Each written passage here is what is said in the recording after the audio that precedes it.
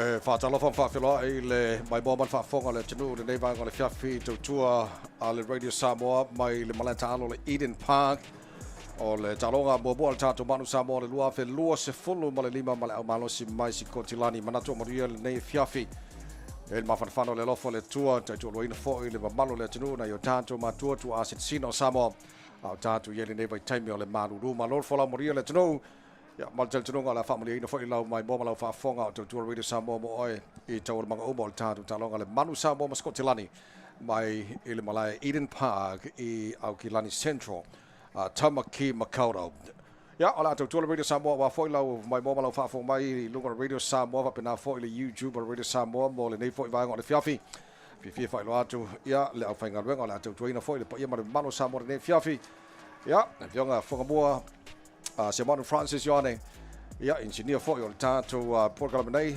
pesta agelo sio malto ona nei tamai meni. Wala fa pena fo so sani wala tu nato tato talonga nei foi vai ngona fiafi. Fo bo ma lo le sto ko nei vai ngona fiafi. Talvan tu tavai fa talvan tu fo ile pa ile silasio le tato tu lo ba wa mai le tu le Radio Samoa tu sa on tu malbalao Eden Park le balao le blues to audi tavai. Sampingi kau sangat lagi aku ni aile I kau laka I aile I makua I longa fo ianga. O le mea taua o life o lolo nei blues lo I tono la o break. Ya ai manue tele sa no mai le awa matai. O le awa matai ai e fa aloan.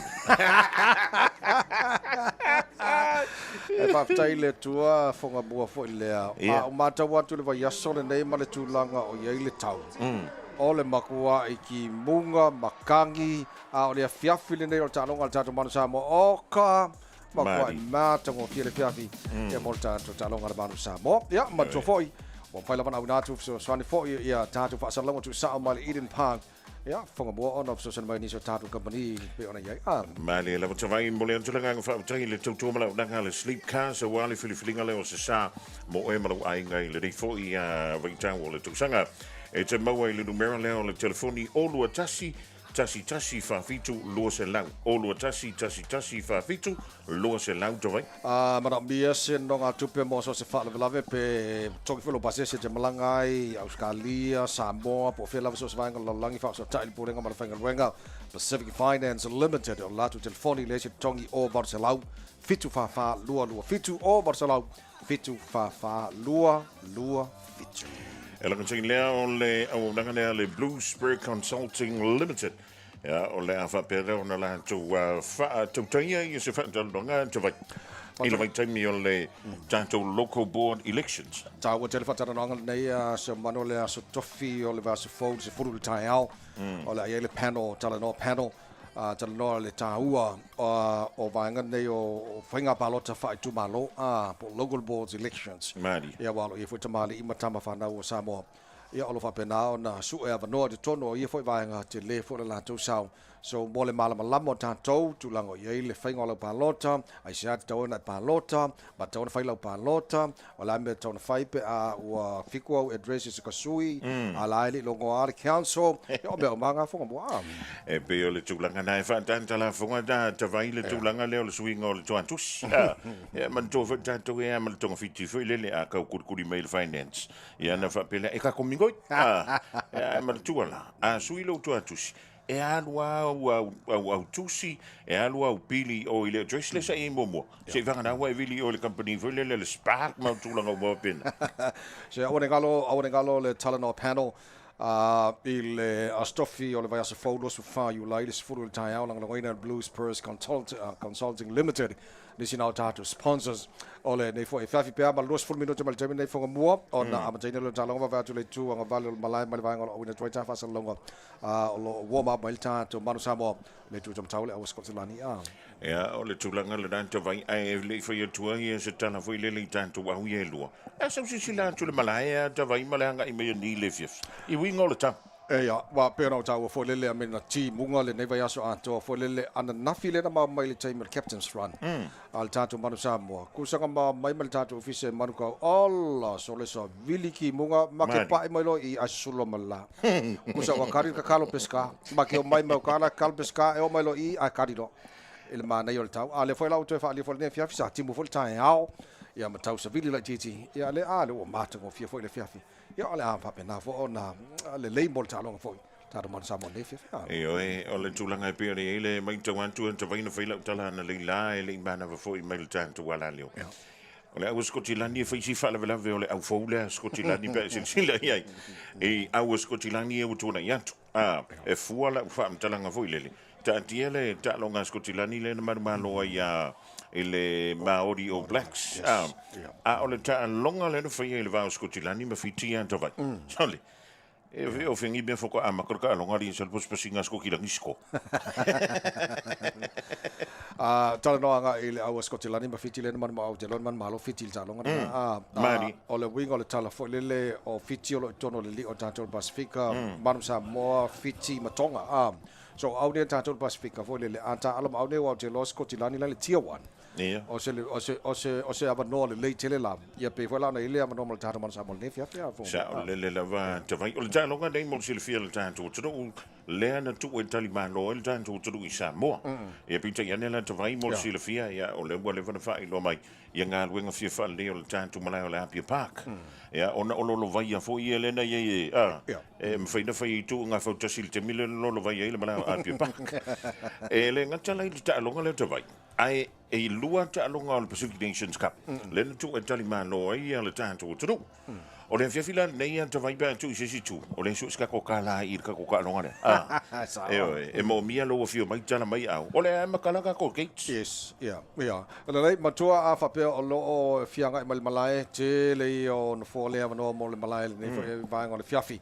a for fitu le fiafi nei o le temina matel talonga tata Manu Samoa ma Skotilani o la tu Radio Samoa na tu mo o mo lo si filu ngol tata YouTube o le Radio Samoa fa pena fo le tata ala leo tasi lima iwa tolo a moi au kilani manu tutua oi e whaina mai moa mai whaafonga mai le tutua ale Radio Samoa staimi ona whaafonga le tunu fonga mua tulanga i tātou au filfilia ia mo le tālonga ma Skotilani ai i le mata watu ana nafi le tauno mai i le taimi on Captain's Run na mo tala noanga ma le sunga whaia onga i le malu tusipisi fo i le pea ma le to ono ia new faces ia po debutants o leole le ala ata alo il tanto sfuli luma fifilia o nisila la amata my reserves ia o nisila amata il tanto sfuli lima mua mali ele va ia elengan tsain le anta vai o le tulanga pito sili le ona tau telefia tu le ta wis tulanga i mede o lo kapi ai ale le first five was au lo kapi to vai o le tulanga pito silina ona matango fi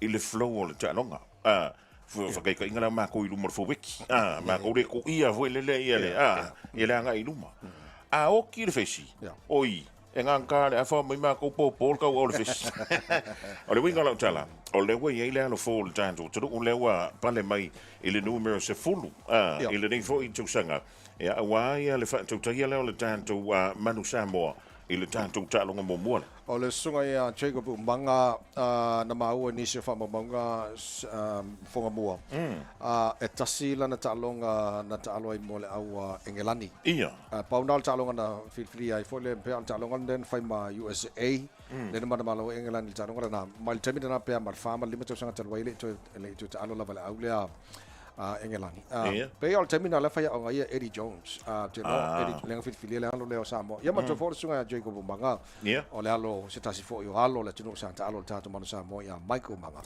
ia po le nephew ia o le faya o ngai po le former All Blacks faya o le tato Moana Pacifica fa longo tana manga ia antonu na o le fiafil nei anta vai o le fa mo nga to la vai o le nei luma ia fa pe fo il fa solo ngai tua ia wa pe o le ki pria le il tanto wa wanto fa nga il fesi ia on fa ile pe kiki fa ku sao ia pe ko ku numero fo wiki ko mol sa le le si vai nga ta wa tata no I initial alo ila to sa ta tu mo tata Manu Samoa so Jacob manga le alo sunga ia Michael manga madi sa ta alo tata Manu Samoa ia le nga te leo sunga fo ia Nico Jones ia le alo o le fionga ia sa vai la uli Sir Michael Jones ia le te fai lo fo ia le te mali le nga ta sa ta tu tata au Samoa fa ia ongal tata Manu Samoa ia mal style All Blacks I ona fo taimi Ya, le fo fili le tato Manu Samoa. Yo se vai ngal le tele le mo tato Manu Samoa mo lo mana. Ya. Ma li na ma wai ni fa mtalanga fo ia le sunga ia sa vai.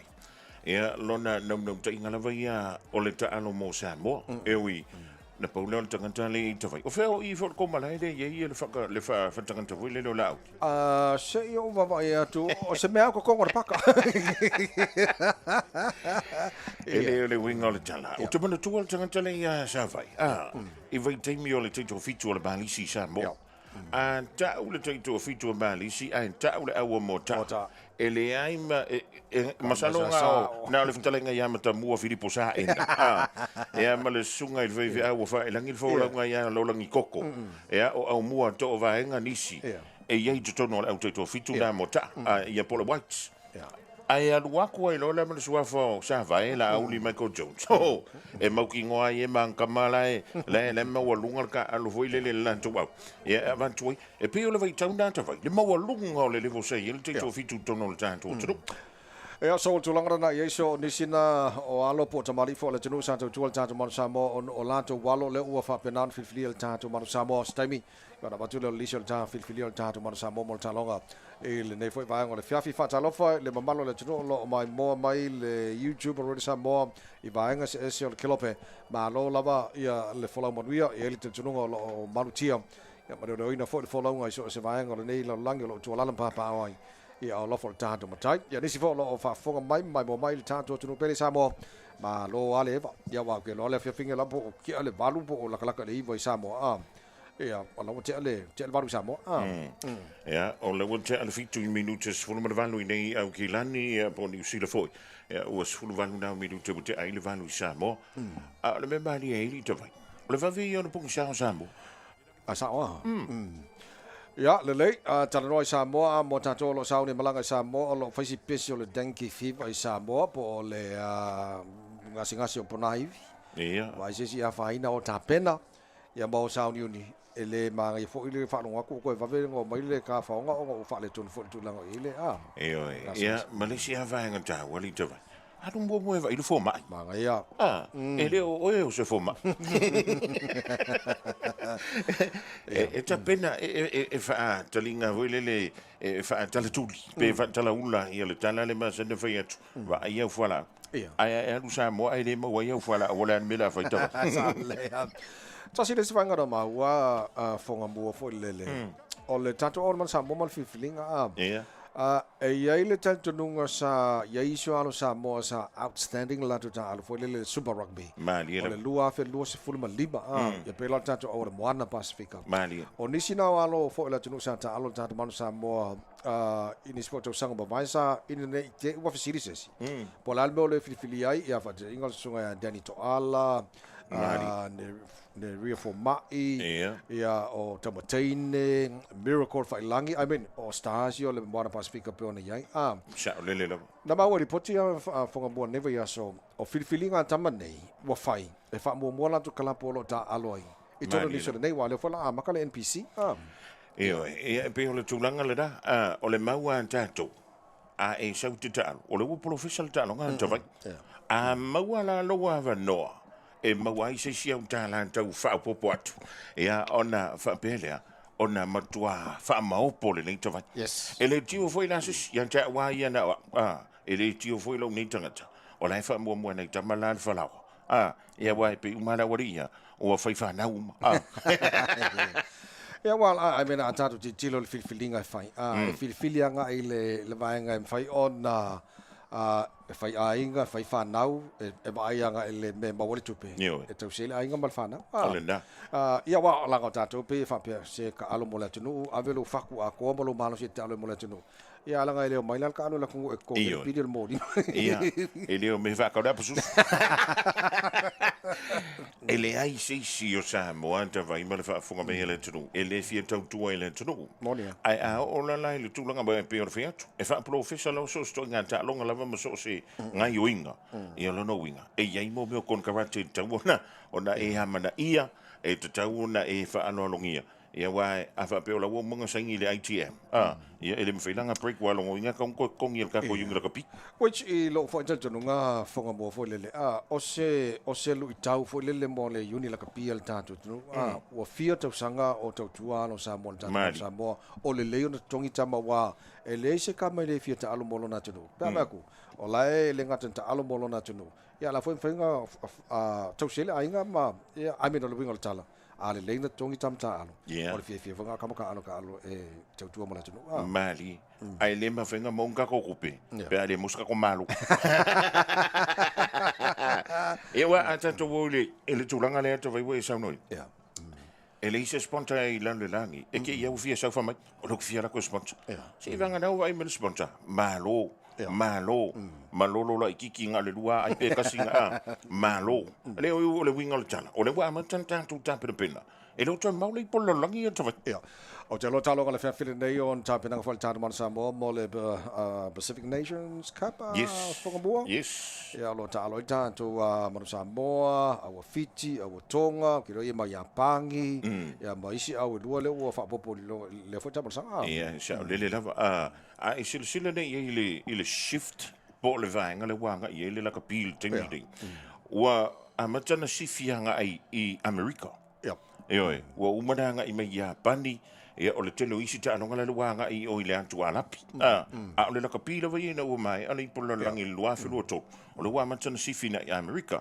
o le pine o la utal a silsila nei li sil tato Manu Samoa o le to tele ia o le ta alo I kala putono America to vai moni le sa le sananga fonga bua 9 minute le malo le tunu ma le fa fonga ma mai mobile ne vanga le fiafi o le tu le lisi filifili o le tatu Manu Samoa mo le talonga maskotilani ile ne foi vanga le fiafi na mo nai vaenga taun silifili tunu ua fonga bua tatu fa salonga na o fa salonga le audio en fa ona fa fonga ile tunu ile fa ona bawa tatu wata fo le lunga malai ia o vaenga o mo sa fa manino fo ile tunu ma man fa fonga tau tu nei va yaso ia ona tu lango ia fo ia inga fa salonga mai la tolo ia copyright fa salonga ia Bill Sky TV a powder vaenga lo tu mai mo radio Samoa Yo fa salawina o te lo la fa mo ina la fa il fa fonga la tunu ni va ngol po ia o le tulanga na yai a wa e fia matamata tele ni yata o dai fa talile sei o malta longa va tun tanto tapu e me fionga ia pesta ia ale o le afu a fionga e o la Sky TV ali ento va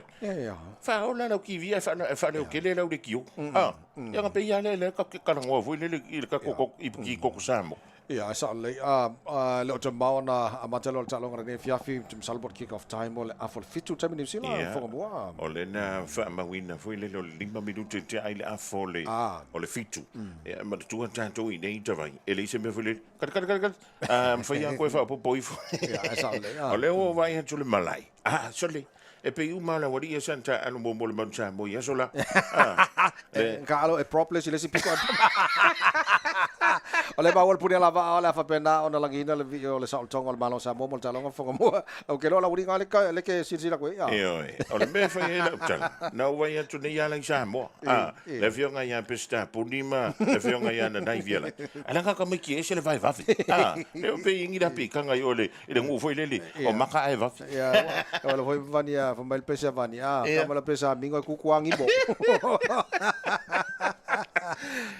alo va tele tunu mal fa fonga mal mai mobile ne vanga fiafi o le wa maton tapena le tatu talonga le nei fo I po il talonga bo le tatu Manu Samoa ia male au malos Skotilani ia mai Eden Park o la mfa tatu le tatu radio Samoa ia wala tu na tu tono lo maunta tono ta vale tono fa fanga wenga I longa le tatu YouTube ia wala vale mai mo man fa fonga le tunu ile ne fo vanga po na tu fa tatu sponsors fonga mo mali la va andale ia le lang lo mai tatu company ne ia le mfanyo na udan tu ia le fo ia unanga fa bitoa for your dentro sei li so ta vale le fa ngole ri venga so anga yane ta ilano le ngole o le sleek cars ia po ta vale fo ie pe le mafaina e popula ie le fepulafi mai o le lanu ta vale ta vai vale ie le olo tasi fa fitu lo se la olo tasi fa fitu lo se la Majority ngalo le talano panel on Auckland elections o langlangoina Blues Purse Consulting Limited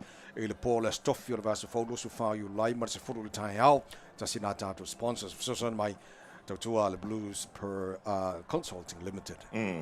Ia, o le au nanga fui lea le whalitue a Sabrina, ia, ma le lantou peno le i le whamoe whaia le whantonga, te vai le solusu le wha.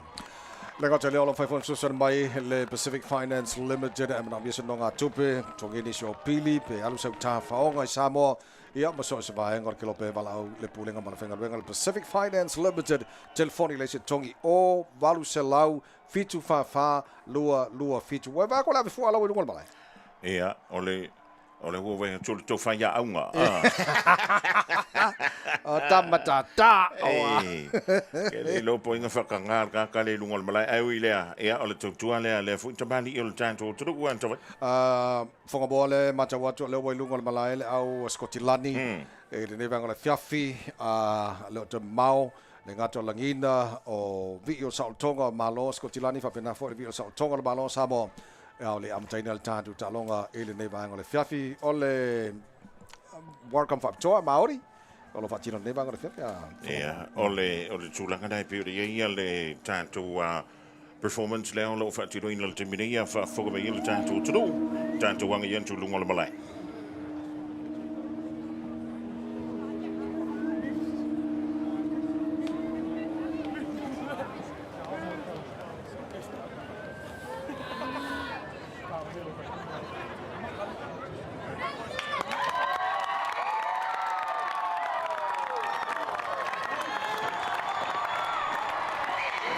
Ia mata watu le nevanga le fiafi o le uanga I atu I lunga le malai le tātou Manu Samoa te taina te I atu le tātou kapiteni numero 1 Theo McFarlane. Le au le Manu Samoa e pio nanga ian tu lunga le malai te vai o le fua mai o le filifilia le tātou au le Manu Samoa. Ia, Antonu o lena lua talanoa am le fionga I le whia onga ia le Manu tu special lesson tale le au filifilia te vai. Fia tu e whamalirina I le whionga le malu I le au filifilia what he said the best players la kapia Samoa le au filifilia mo le tātou Manu Samoa ia o le tātou mai mofo le tunu ma tātou matamata le nepo tu langa le ia le tangwhenga fo le tātou Manu Samoa le kapiteni ia le sunga ia Theo McFarlane. Maro va tang stemi on na fonga le tātou tunu le tulanga e pio le tātou au filifilia ia e mulu temine o le ua whaasahuri atu ia I lantou foi o le langina ia vi o tanga vai o tunu o mai lua temine o le vi le nei o le tunu o Scotland.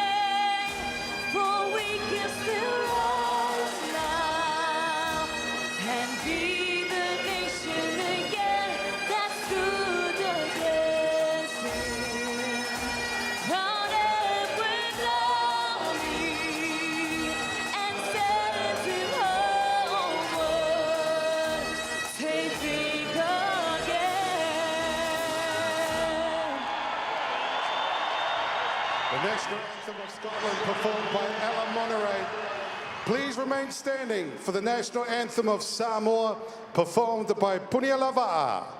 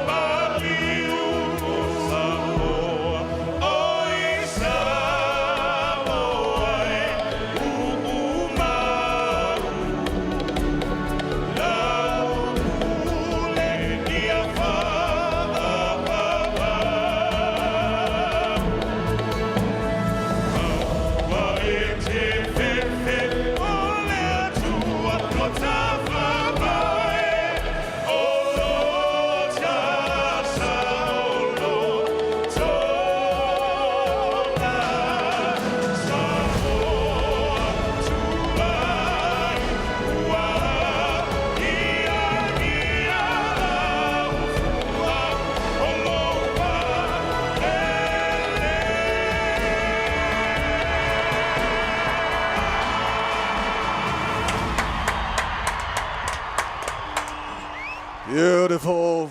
Whaftai Punialawa'a, mo le langina o le vi o le saltonga o le Malo Samoa. A o le amataina le talonga le tātou Manu Samoa maskotilani ma le Eden Park o le whafonga le tautua a le Radio Samoa Sfalima Eva Tolu a mo sa o le mai le tātou Manu Samoa mo le siva tau a whangamua. Tātou au whiwhilia mo le talonga maskotilani e le nefoi vaenga o le fiafi mani numero suma le 5 Latrell a Kiong numero suma le whātuna Tuitama numero suma le tolu Duncan Pai Awan Henry Taifu numero suma le 2 Tomasi Alosio numero suma le tasi numero 10 Jacob Umanga mal numero leva Melani Matavao tātou laine luma whakamoa te vai o le numero vanu le li o tālini Shell Fitu Jonah Mo le li kapteni le fionga ia tangaloa Theo McFarlane numero 1 Sam Slade numero 5 Benjamin Petaya Nini le numero 5 Michael Alotol numero 3 Peter Anaya numero 2 Maaki Sayuli le numero 10 Manu Samoa ma le siva tau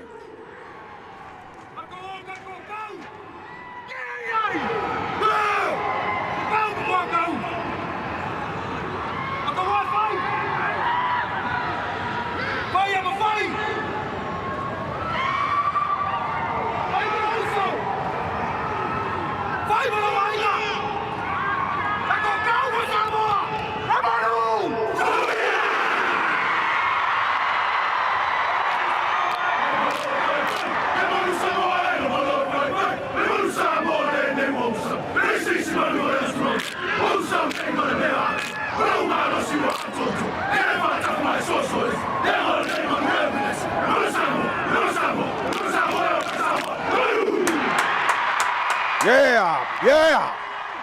Siva tau le Manu Samoa reserves. Mola tātou o le Manu Samoa numero suma le ono Luteru Tolai. Kanan Sitene Tua. Taimi Momo mo le tātou Manu Samoa numero suma le 5 numero suma le valu Marco Fepuleai. Michael Curry numero suma le 1 Nico Jones. Stasi foi o alo phone tātou Manu Samoa le NFF numero 2 Ya Kopo Mapu numero 2 suma le tasi. Kona Tupai numero 2 suma le 2 Rodney Yona numero 2 ma le tonu na tau fonga mua staimi o mawai. O to tele o alo Samoa le vava yatu o la tone o lo ta alo Amerika kalapi Amerika mani ele te vai o e pe o tulanga da le o moli vawina fa e mo tula tanto liksi nei Scotland le sa ni atu mo le talonga numero 10 o le Rory Sutherland Lua UN Ashman Tolu Elliot Miller Mills George Brown numero 5 Grant Gilchrist il numero 5 Andy Oyeman Christie le numero 1 Rory Dodge le numero 5 numero 20 Ben Ferguson, Maladumeri Valeli, or Jamie Doby Tavai. Tātou Manu Samoa mai le tu tau ngavale no whanga o tātou whaasalanga Radio Samoa. Mo le amtaino le whaase fulu minuti mo mo talonga Manu Samoa.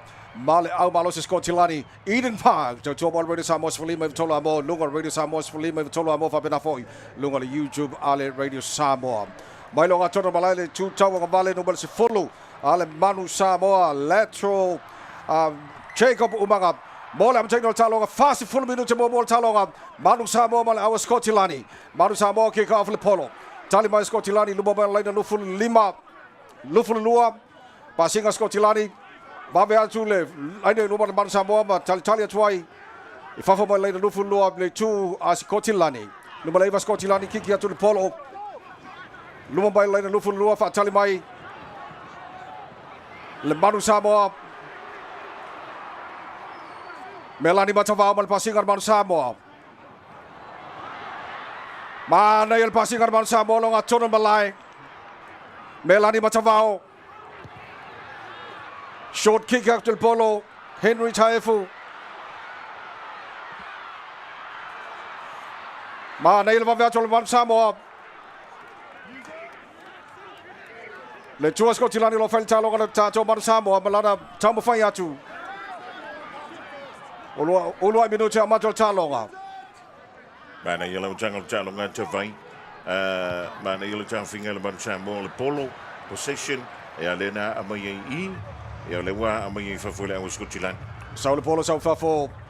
O ga tono leina lufu lua mal leina fulu mita. Le tua Scottilani no matono lava on whanga whasalonga Radio Samoa.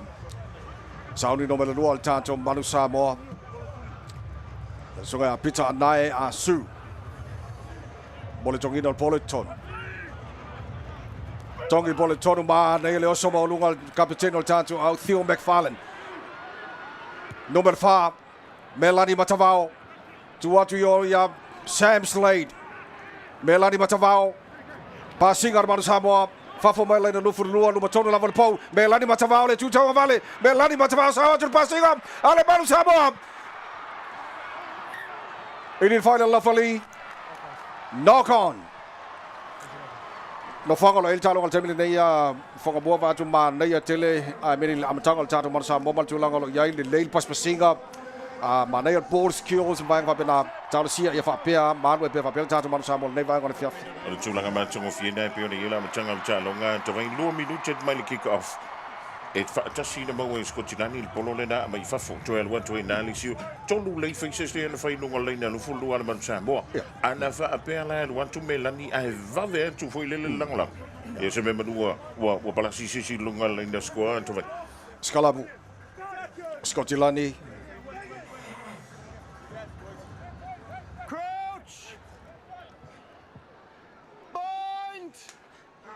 Fording by Scalamu tanto Manu Samoa. Knock on by the polo mai Scottilani. Mantua lena attack tanto. Ja, ilan tanto mantua foi a pala silano e tom foi faul polo. Ja, lena fu email le for mai. Ja. Overlook me o Scottilani. Tono leina lufu lua. By lena score ye Manu Samoa. Le tuatu sa e ole malai. Scalamu of normal tanto Manu Samoa mo score. I tono le 5 minuti a mantul ta longa nei va ngona fiafi. Melani Matavao. Numero 11 Manu Samoa. Sau ni tongi il boleton. Tongi il boleton Melani Matavao sol passing al Manu Samoa le tu tamatau al malai. Melani Matavao. Le leil pui mai Scottilani le foi le malosi o le osfai atu al tato Manu Samoa. 5 minuti mai le laina score il Manu Samoa il final of le ai knock forward. Scalamu Scottilani. Mana yel jam faile Manu Samoa Tavai jam faile hit faile le sunga ya Henry Taifu le onga tonu. Ya pasi mai lo le captain ya Theo. E be janela al temilen palasi to ila no lusi to le polo. Ya le buto lusi to foi mal tanto possession. Ya le to fitu mi jamal le score. Lo matono lava le po. Le tu score ele Manu Samoa le tu Scottilani. Pova tu time Scalamu pa fu Scalamu le o le am tangal talonga le mane le ma popo le Scalamu le Manu Samoa. Le la tu vai tu foi mal lusi Scalamu a welua. o le skalamu lona luala le usa ni tu ia ia ila tu teste fo le Manu si o le skalamu ia mo le forward tale Manu Samoa Nummer 11 Scotty Lunny. Lelio Jamie Duby. Saudi mo le ai fasala le lofali tanto Manu Samoa. me milo e le tanto Manu Samoa le skalamu ia watu e lo mal tanto lusi tanto possession nei lumo le na score tava So luma bel po a mai Scotty Lunny i le sala tanto Manu Samoa sau le polom sau e fafo. Tono leina se fulumita ma le leina lo furua le tua Scotty Lunny luma tono lava no fanga fasala Radio Samoa. il vai antu i wingo le taumal Sevillas tavai vai antu le 264 o lo mingo ngoi malia le tanga vai o Samoa fa pe fo le fua Scotland ele mano si telo savi Tongi le polo Scotty Lunny. Tawhia fi mai leina luma Scotty Lunny le polo. Nummer 11 Scotty Lunny kiki atu le polo. Fatali mai le Manu Samoa. Tonu malai. Michel Manu Samoa le polo na. Loia Scotty Lunny pel polo. Leina luma Scotty Lunny. Tamoe sawa atu nummer 11 Scotty Lunny le tutanga vale malai kiki atu le polo al watu nummer 11 Scotty Lunny. Oh. tamo faile le yo check up o mangala first five le Manu Samoa drive mai lumo le polo pe tai tavai o ila le wa testa ila tanto back line ya ole elenganto le kiki fantu sa ole na ai luma ile sfulubita ile tu Scotland ya la fando to kalapa tu yo ile afale le o Jamie Doby ya ole la was e tu nei final line out polo Scotland 5 mita malani dai score ye Scotland Number 2 Scotty Lunny. Leli Ewan Ashman. Tongi il polo tono mo Scotty Lunny. Tawhia fi leina luma Scotty Lunny mai le 5 mita la tu leina score. Tu leia tu leina luma Scotty Lunny ma neia advantage Scotty Lunny. A o se fai atu. Mai mita mai le leina score is Scotty Lunny. Ili fai la fali fa sala la fali tanto Manu Samoa. tosso ila no skalam That's still a ball. The number 6 collapse. Number 9 kapteni Theo McFarlane. Fa sala la fali. Kiki Scotty Lunny il polo fafo mo line out. 5 mita li tu. Ala Manu Samoa score is Scotty Lunny. Ala fai line out. al te mo le la si ai Scotland le tu ala Manu Samoa le afo mo le talonga tavai alu wan tu lava fa pe mo lava foi le lava no le mo le Manu Samoa na lila 5 minuti talonga mata talonga lo malo silos fai to Scotty Lunny tongi il polo tonu. Tawhia fi atu leina luma Scotty Lunny ma tu le toi luna lenga score Scotty Lunny.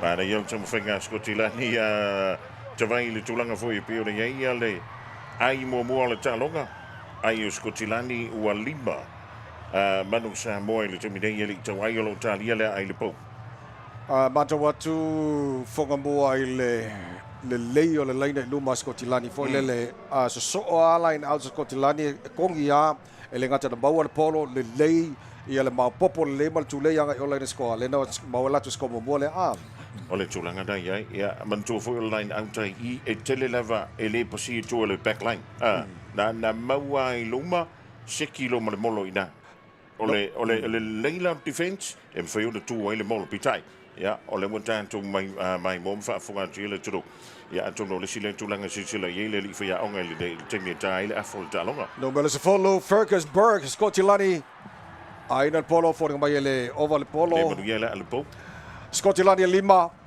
Manu Samoa le ai ina ua 8 minuti talona mata le afa mo bol talonga Manu Samoa malawa Scotty Lunny mai Eden Park lo fa fonga le tour Radio Samoa for 5 Eva Tolu amo mai tau tu tavai o le wa ma tala va de fiolo lo mai le foi numero le manu le tru e ui lava e le ona nofo fantasi semesters ai mo tau fiolo lo anu numero le vai Jacob Manga no bale se fulla Manu Samoa bol chama chaina Missy by Scotty Lunny Missy o se fire to Manu Samoa Missy ele mau Scotty Lunny le coming kickoff at 12 polo la chaina talonga foi le vainga to fa wo talonga ya mane foi los fire to Manu Samoa Missy lava no ya mole score all to Manu ko kiki ma Scotty Lunny polo man watu ai tua 5 mita malina o nga tonu le tua Scotty Lunny ala sunga ya tuna tu tamalen tam fa yan tu tavai sa si lo sui tu ai lo tecto fitol Manu Samoa le foi ta ano ile mo na Pacific yes tasi foi le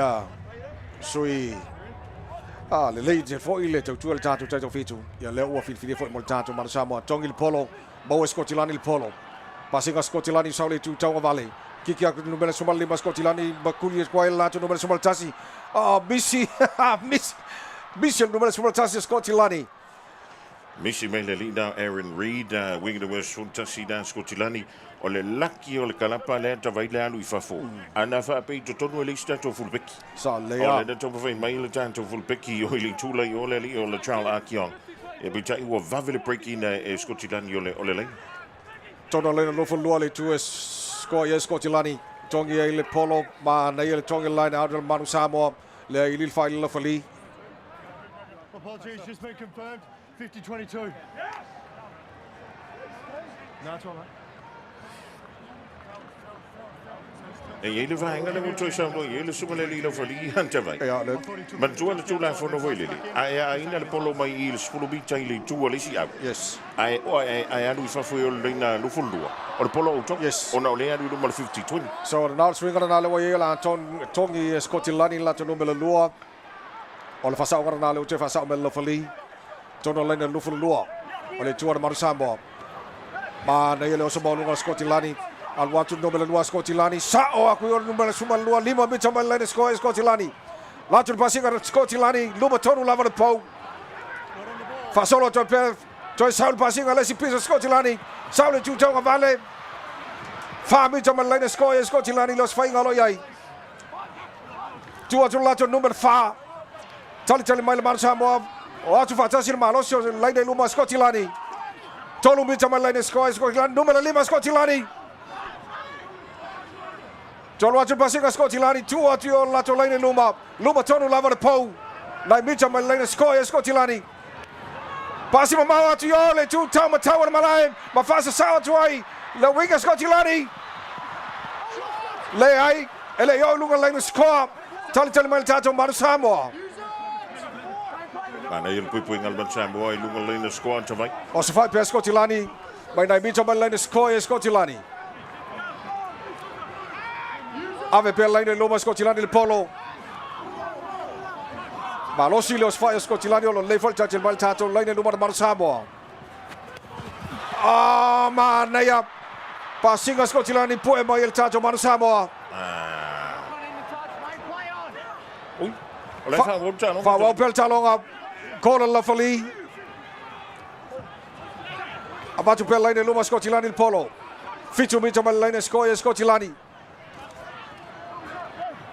le leilos fa Scotland le lei fa il pipi bal tato Manu Samoa jo saul passing Scotland short kick up pasau atu ayo fa pa atu line score Scotland score la lua Scotland man lato numero formal tolu Rory Hutchinson le tu tau vale il po e le tu ai nga skeli le foi me Scotland o le play le foi o le na tu i tam ta alo ta vai da mo tu ne ma na ban tu la fono vai le ta vai a e tamo foi tipi le passinga ia e mauti no e te sa poina le polo wa nga misi ya yellow cards full minute le na ba wele li o melani mtava ai passi tu ai tunda ai pa ule polo famiglia le foli le general play langa pa un ko polo toi sa wo lo idam lo sfai ngale a Scotland al watu mala a o vole lei ai lo ta longa to vai ai o talonga se furma lua Scotland le ai Manu Samoa numero 4 Scotland nana aina lato score na luma tono lava po Fergus Burke o le was futolo mala fa minuto le afa mo bol talon fanga solo to vai fa si malo silo sainga talon o na la si Scotland il tanto tu saule leia fonga bua o te mi uma lena la si Scotland ia il tanto le territorial Manu Samoa o la ko score fonga wale na ba so talo sia o mena fa il tanto Manu Samoa bo le si fa o bino talonga pe ai Jacob Obanga fa o talonga tau fi Scotland to laina lufu lua fa ba laina lufu lua le tua Scotland sao nos fainga laina luma Scotland no leva Scotland kiki atu polo fa tal mai le Manu Samoa ko kiki fe ko ai ka ko kama yo po ai po el polo Melani Matavao vai si ta ape o le tanto wa ta vai le timiding to saul passing Melani Matavao passing al Manu Samoa ma na ia sa mai Leo Duncan Payau. Duncan Payawa.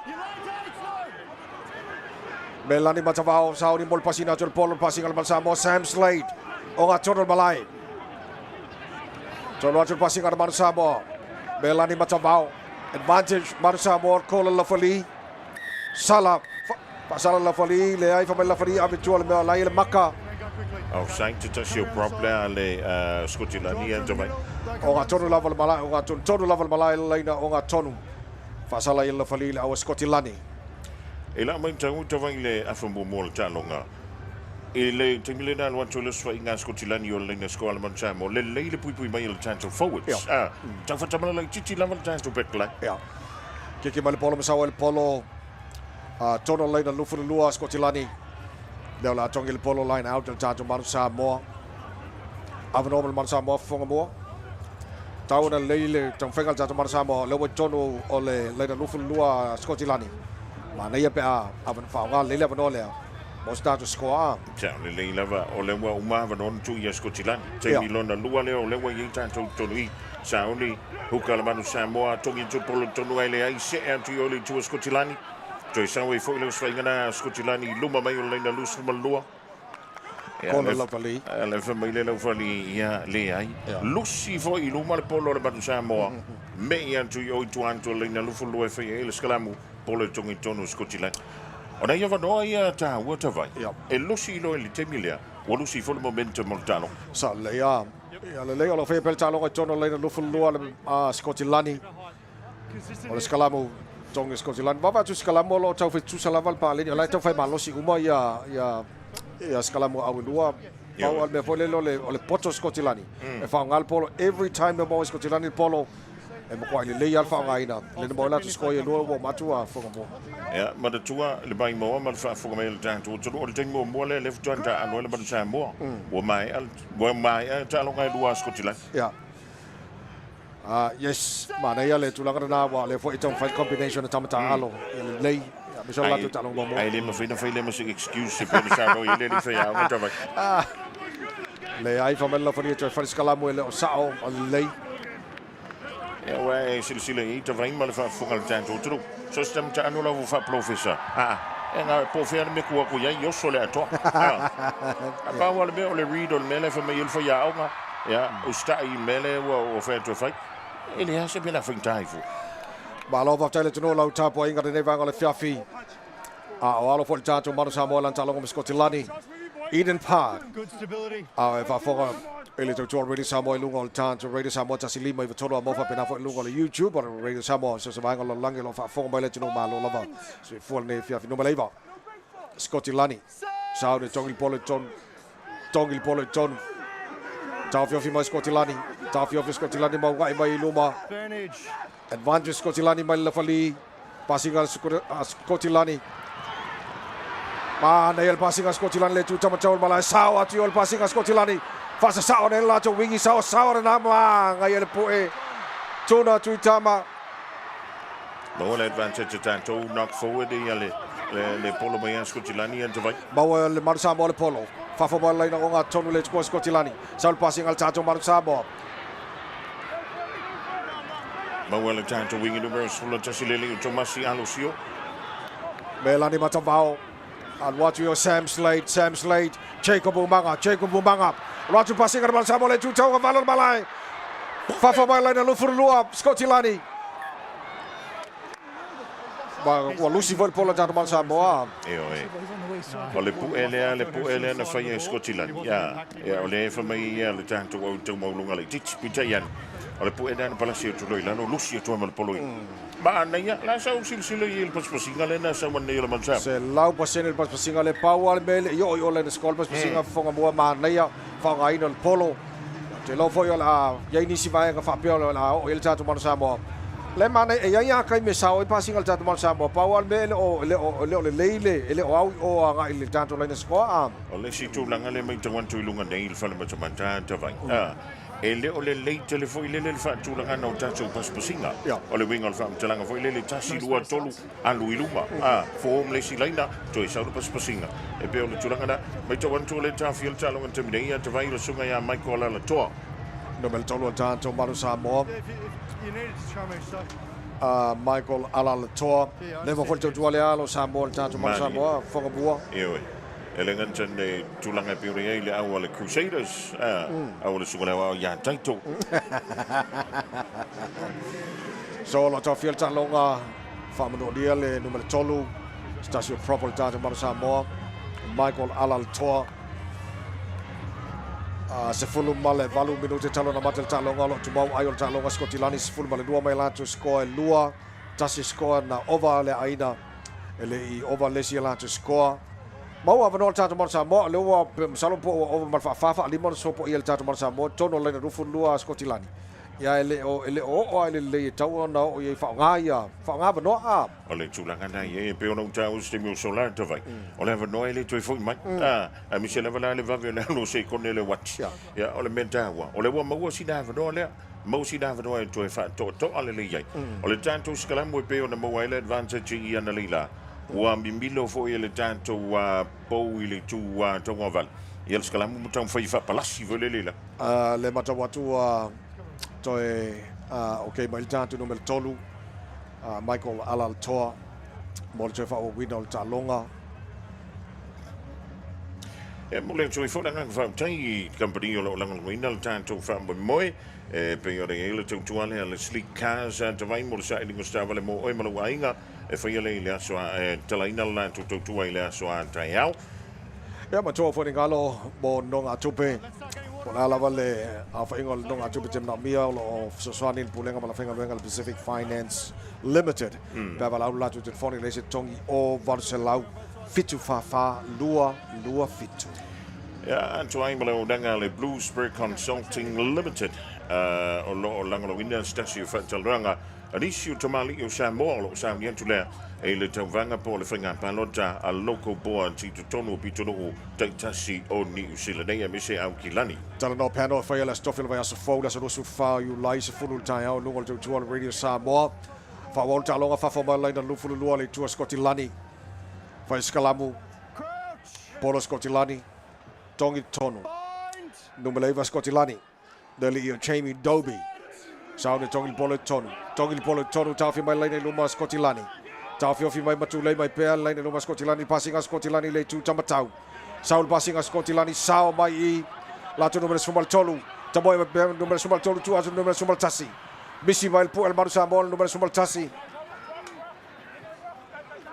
Mana yu tam fa yo tu melani Fao atu el Manu Samoa por malo atu la tu passing le tu tonga vale sao atu Mana misi la no Jacob Manga Misi la no passing al tatu Manu Samoa tu atu ole mo le Jacob Manga e le polo mo Skotilani to sa for passing a Skotilani sao mai sao passing a Skotilani misi po el Manu Samoa passing a Skotilani ko kongle ai Skotilani fa mai le lufu lua le tu sko ya Skotilani misi passe Skotilani o sa el polo fafo Javai Ole ava no na tu e mawal janto skola na Lucy mai le polo Skotilani al want to lead to Skotilani ban Samoa pita Lucy anto e polo ia le fula tanto to e mai le tu le ban Samoa sko ia le la Skotilani ole me leva vai tu fonga mua o te mi umai mo Skotilani le polo ole ata mai tele Skotilani fa ngal polo mana ave la to le numa ku mai lenga kua e sao ole sao ele ole le tele defender tanto backline to ne mai le so Captain el Taro Manu Samoa Theo McFarlane ile line out Melani Matavao tu atu ol for which Manu Samoa bolo mai le polo Sauni Melani Matavao Kiki mai Melani Matavao le polo fatali atu Skotilani sao el polo tu ale ai ko foi ol men kiki mai le polo lang le out in fula ia ole tulanga le mai tawan tu tavai ole tulanga le no fe tu la mtanga le amtani al talonga ole numero se fulu por the first 5-8 o ia na te fa to ina le talonga ole la mai tawan tu foi lele masalo to titia settle le nerves o sunga ya Jacob Umanga ia ona tanto mantu talo le talonga foi lele flow le ai o lo fai bia ya Skotilani le timdi Todo laina se full mita le tu al Manu Samoa fa ile line out mo Skotilani il polo mo la tu passing up no me leva Skotilani ma la tu passing le tu tamatau o ngā tono malai tono laina o ngā tonu le tu le Manu Samoa. Al wato el passing a Scottilani tu al wato voles passing a Scottilani lato numero fitu go passi mai lato numero sefulu kuma numero sumaltasi ma ngai el pu numero sumaltasi tu mai lato numero 1 ma nei foi il pu mai lato Manu Samoa sao atu numero iva Scottilani tono laina lufu lua le tu al Manu Samoa. There's contact off the ball. Advantage. Stopped him from being able to contest there. Fasala la fali il tato Manu Samoa fonga mua. Fala vela tanto au foi le tomo fai to Scottilani a mai tuala to polo. Ea, ole fale tonu le fale tonu i. Ole ale na mai le linga me landi. Mana tu ala i fafo mai ole na lus fu malua. Ia le na full out fai lo mal skalam. Fai mal line out. Ia le ala tanto to foi le tu al mansam. O nai mistake ye tau na I mean o te lofa mo ina foi fai o nga masal pole afa time on talano le foi le ia. O le na mawa vando en fai ona esa mai polo mai o ile territorial tanto Manu Samoa. Ia o kiki mai foi polo sa o tua. Ya alai il tua mai le no fu lua. Al wan tule hukana Scottilani fa palase tu lanu tam fai Manu Samoa pui mai afa Scottilani passe tu lan to weki. To fa solo to ile tu to. Ah man, nei kipi. Al watu le lio tu na passe tu yo. Ile tu to vale to passe mai tu no ya tu na. Manu Samoa lo ye per polo. Al watu lo le na lus fu lua. Po e tu na Scottilani. Out. Ai foi bem pela chave fora e também. Olha polo le Manu Samoa. Ma nei le kipiga mai le Manu Samoa passing a Scottilani le na watu. O atu fatasi foi sarpo me lani mal tanto wingi o le tula. Ia ole mau foi ole o foi nunga lenga score. Ia allow a line out to mal tanto Manu Samoa. Tono line lufu lua le tu score el tanto Manu Samoa. Ile tu atu sa el malai. La tonga el tanto Manu Samoa line out. Ava noa leo le tanto au tawai. E te tauna sa ili tanto ai o le walus fulu man le tolu minute le afa mo o mai. Number luar tanto Manu Samoa sa ni tonga il polo tono ma nei el tonga il polo tono ma le Manu Samoa. Avatu le nei numero Manu Samoa le polo. Tu le dra PM Lani Matavao. Saul passing ar Manu Samoa. Tu ma illa to back line. Ma nei Henry Taifu. Na o toi fa foi mai tua al wan tu le Manu Samoa le linga me lani palasi lalo. Sa uni le Manu Samoa. De li numero fa ia Benjamin Tetaya. Toi Saul pas pasigna le Manu Samoa le tu Scottilani. Pe amal sfulu bita mal le na sko ye le Manu Samoa sa uni le fo ki pasi mai tono. Al wan tu le sfinga le Manu Samoa me lani matavao sa uni pasi mai ya Henry. Al wan tu le li o Duncan palasi lalo Duncan temnei. Sa uni me lani toi pasi tu le polo itua. Michael ala toa al wantu ilu mar fo weki le Manu Samoa. O lo ile Manu Samoa pe le polo pe am le fitu bita ma le lenia score. Misi foi. Misi foi le sia vanoa tato Manu Samoa. Get up his spine, then I'll score. Ma na yo ai mena la vanoa le leia le fo mo fo le o le ua pe am le fitu le valu bita ma le lenia score ai. Ya le fo misi na ua watu le polo knock forward.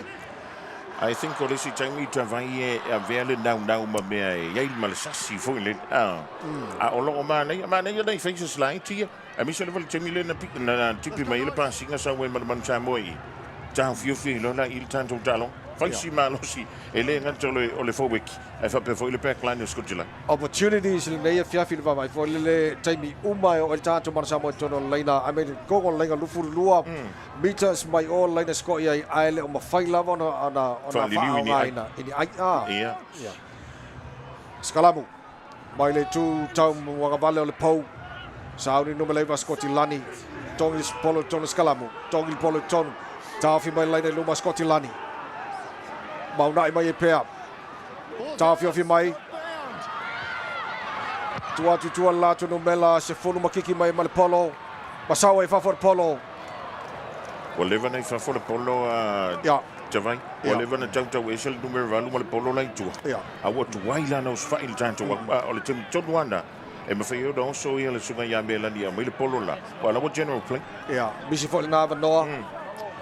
Ba liners fo mi tam male lina o nga tonu no matonu level poto fa sa longa ready Samoa sa uni tato numero lua.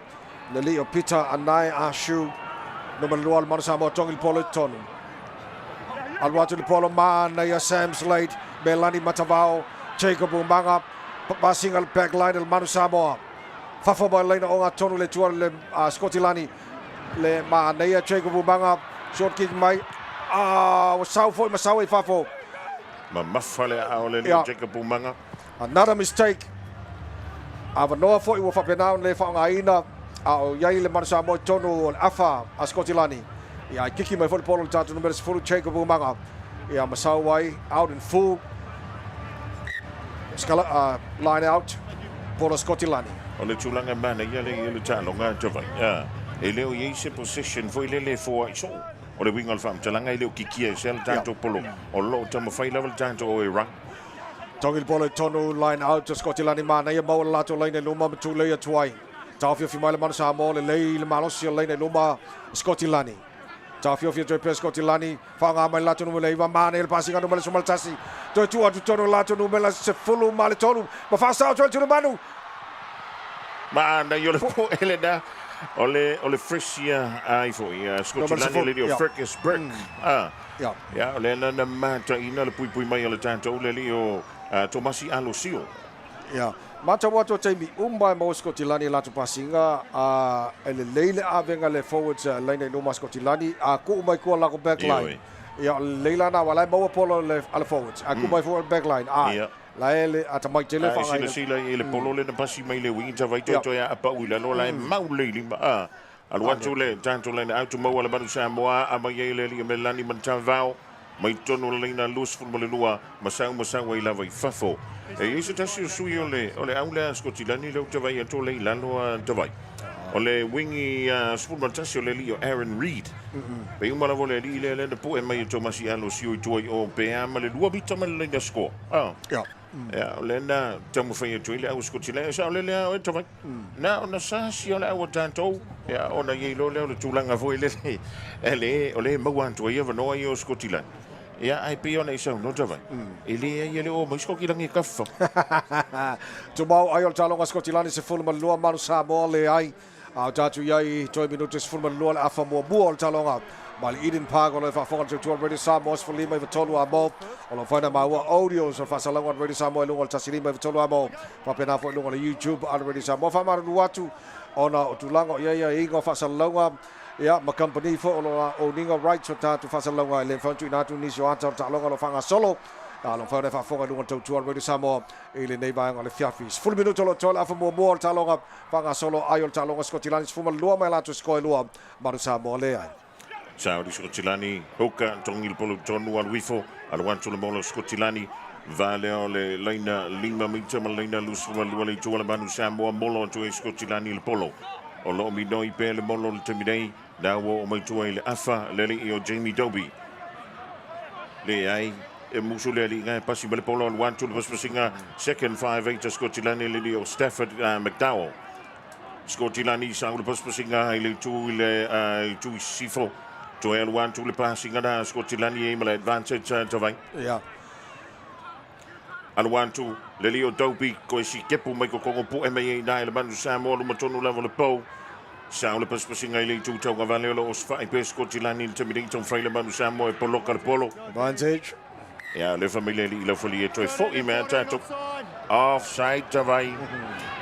lo motono level po fa sala il lo fali e al tato Manu Samoa pe male valu mita mai le line Scottilani fa sanga ile le level man po al call Scottilani la kiki le over kiki sala O sa le fa mai Scotland o mai e no tanto vai. Tol tanto sela. Ule ai o le to vai to li to vai o le coach kalam. O lo te fa pe li ole lo fali lo ngal po. ja nou jo si mai fa yung Scottilani wale aina la tu sala na fa skalam wa o le call Scottilani fa skalam we sure Scottilani ona le la to line no Ole tulanga le dan te vai a fa o le maua ai o Scotland I lumor for week. Il breaking le for week ole advantage line. Yeah, why not? yeah Ole wat is fulu binu tele to la fa mo mota vai. Tele singa wenga fi fa yel man chambo. Il temi ta ile balolo. lo motono lava le po fitu mita mai line Scottilani fa skalamu no me leiva Scottilani le Leo Jamie Doby Saudi tongil Bolton Doby no me leiva Scottilani tongil Bolton tafio fi line luma Scottilani matulei twali le line luma passi mama in numero sumaltasi mawa sumaltasi va per lassi luma line score ma mawa le score Scottilani Le lio Aaron Reed. Tangata le sa tonga fiti mo mai tu matu I tava. O longo winga. O la sa ka ko le sela le lio Aaron. E sa pole le ye le pole. O le tasi le vaenga le o matawina le tele pasinga Scotland fonga mua. Long passes of Scotland e lo le leia mela wavanoa. Ele o kavanga le defense le tanto backline. Ganga kua long pass le Scotland bangingo a elandi o lungu mesuka sile pena score ile. Yeah. Le score le Scotland ya. O le tulanga na le na ye me amatanga le tanto ta longa ta vai. O le na sa vuile le ana leila. Ya na misia o le tanto pui mai. Ya o le mena le tup. Le na misi fo le tanto fo le peki tu o. Ye le fo toi sa le pasile. Le ai ma se sio ye tu I tava. Fergus Berg, number full Scotland haudi mola aino lato score al watu le ai le over kiki al watu polo le tu tamatau le pou tu mau ai o talonga Scotland sumal fitu mai lato score tolu ele tau ai tato Manu Samoa toi valu mino tolo toil afa mo talonga mai Eden Park nei malona sai malona tapai le malona tunu le nei vai le fiafil tau fainga al tato Manu Samoa Jacob Umanga Number full tato Manu Samoa malo atonu malai mo te fa wino talonga. Alo atula aleli Jacob Umanga fa tali mena Scotland se e vai papa I antu e Manu Samoa pala la silano Scotland lo yele polo temdei. Sa uni lele yo dompi vai vale ai o passi fa solo mai le backline Scotland le tu tamu vale ona malai sa woi pela pas pasinga le da Scotland pu antu e na eleli yo tanken baioa pe amale lima mita mai leina se fulumita. Fulima mita li tu Scotland. Al wantu pas pasinga li tu tamu tau Scotland lo yai pela polo tam freile Manu Samoa fa pa u ontu lalo lo swinga na Scotland le temidei. Toi lia I mai le polo li tu tau vale sa wai pela pas pasinga na tamu freile Manu Samoa e fa mai le polo pe tai lo malo si pela pui mai Scotland. Taupi pasi antu tonu o lo ia Scotland I pele polo le temidei tom freile Manu Samoa mo sila tu avro e fa mai il polo antu vai. Whangaina Scotland le polo whangamua umana pasi le kuka vale sau le tu tau so se kua e pasi ka Scotland e manino a make advantage lava ia I mita ga iluma. So al vaenga le I mean kilos ka alo Scotland le o ia whangamua. O makua I a ko al malo Scotland foi lele. Ile so se kai me alo la tu sfainga e manino a make all advantage line for le tu al Manu Samoa. Sa le leva le wai le Manu Samoa le polo sa le sfainga le Manu Samoa. Jacob Umanga kiki fa tu sa o longa le polo le se so tu mai. Sampo mai ai le fu pekina a Scotland le polo al 1-2 yo le tu tamatau. Pasi tu le polo le ai. Tom fe le Manu Samoa pu e lalo ia le Suina Scotland I toi lia I mele polo li tu tau vale sa we pela da pas pasinga si ke po tu tono numero fitu le li Rory Dodge Scotland I dopi pasi mai ai tu to o mai le wingi I tu tau vale le li Aaron Reed po e mai da le Manu Samoa longa le leina se fulubita le tu Scotland I le talonga dopi pasi tu tono fa palasi lano le Manu Samoa le Scotland le da dopi sauni vai vale polo I lunga wantu foi los vai ngana Scotland fa tali mai ai maua le wingi le lio Aaron Reed le polo toi sa vole polo toi vai tu ina Scotland al wantu malo wantu ai ma na yer kiki ya to vai o ida o le foto e maua le polo Scotland 50-20 o le ata mai o decisions ata mai o whainga feelinga for lele numele iwa e loan ngumelaiva Scotland kai me arel pasinga e loan ngumelaiva Scotland kai me kiki polo ia pela kiki le wala ku oi ia kiki akwa I wa malenga fulmika alwaka korkolo akul polo mama watu tono atu le no fulua le tu al Manu Samoa so lo gona le advantage le maua le aule tinga ina o sofa ia wa le wa ai la tu le polo toi maua la tu le polo ia a mena resi swing forward ka longa foi le le va foi on effective swing forward polo tono al wan tu le swing na Scotland passi tu ia topi passi tu ai ili tu tamatau fa sa o tu ai male wingi do verse full of fana Scotland le li Kyle Stein ma va palasi le fo tu le badu sole e sa o ala utala le toma nga sasia la nga si ko Scotland ole baba ya tu le experience le fa nga Scotland foi le e lo le Scotland le vai nga la ua no mai le defense al tanto Manu Samoa o nga foi le ku ile I mean fast passing on la to polo ole tulanga da ole entertainment tawa foi le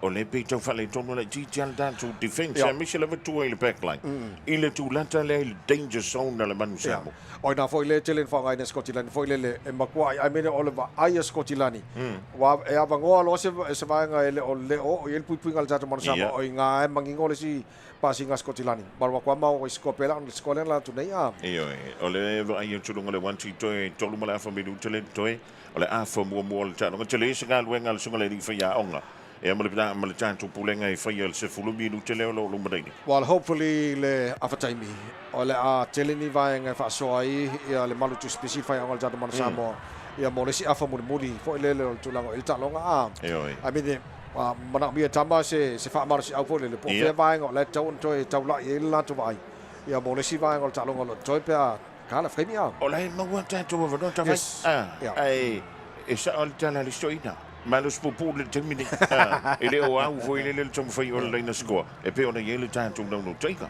Chega Bumbanga, number 10 Manu Samoa, mai longa tono malai mo te fa wa winner talonga, fa tele mai Scotland mai tono lato laina lufuru luma mai fa for polo, ele lato laina luma. Ta fio fi mai laina luma Scotland le polo. Sauri no malaiva. Kiki mal no malaiva Scotland fa fa mai laina lufuru luma mal wato yo fa tele mai tato Manu Samoa melani matavao, mau le polo va ve tu ai. Ia male os fainga male awa Scotland. Mau mal tato Manu Samoa le polo. O ngā tono malai, le tuatu sai. Saul passing ana Manu Samoa. Jacob Umanga kiki mai le polo. Tuatu laina 10 mita le tuan Manu Samoa. Mau ole lei. Scotland fafa mai laina lufuru lua. Saul passing ale tutonga vale sao mai. Numero 10 lua Scotland. Numero 10. Cioè, mau voi le siamo no Scotland fatta balla al tanto difensa dove Antitilo ile no malaiva Scotland.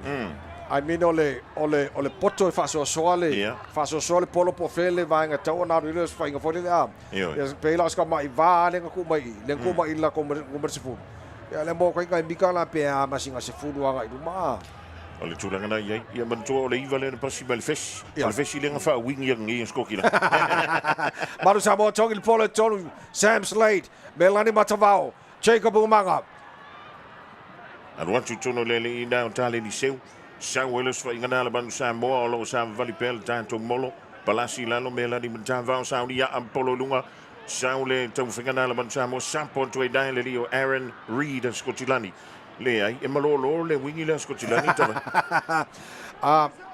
o taimi kiki mai el tanto no melaiva il polo o la kiki anga o ya Scotland lo vinga la fai ya va ku polo ngai fai mingo fika ya o mai o ko score ya la wa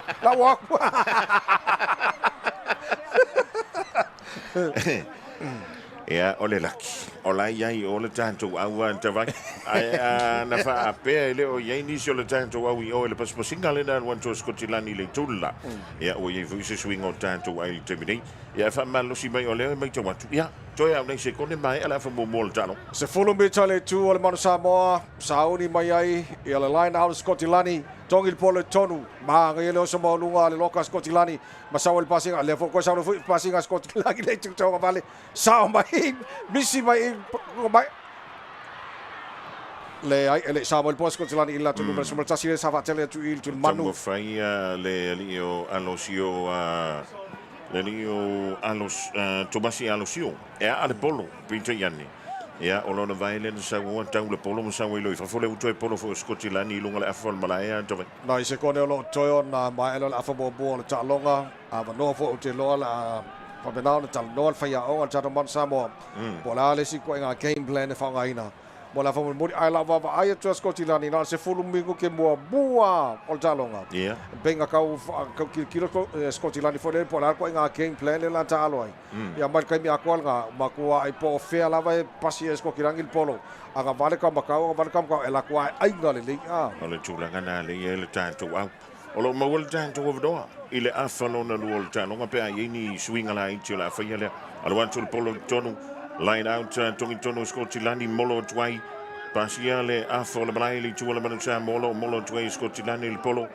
tamu fai atu le o dopi fa solo atu le polo de ai cambia con camalo falasi na no po mai da le Manu Samoa le va le na sfulu mi tamu la afo le balai ya e fa mai male le fuli ma na yele tamu fai le Manu Samoa bela ni ta e le polo al watu iluma loka numero fa le io Benjamin Betayana al watu tonu le aiolo le Manu Samoa pel polo al watu le io aki se yuli Manu Samoa Melani passia tu ya Jacob passia tu ya tangen aluan tu ya alosio Tomasi alosio passia tu le tuto vale maua mai le fulpeki le Manu Samoa le o la Charles Akiang o mai ala afa mo lo fanga solo pele talong le temidei a Michael ala toa tavai ma na ia tau fai maltatu Manu Samoa tono le afa Scotland lo tau fai maltatu Manu Samoa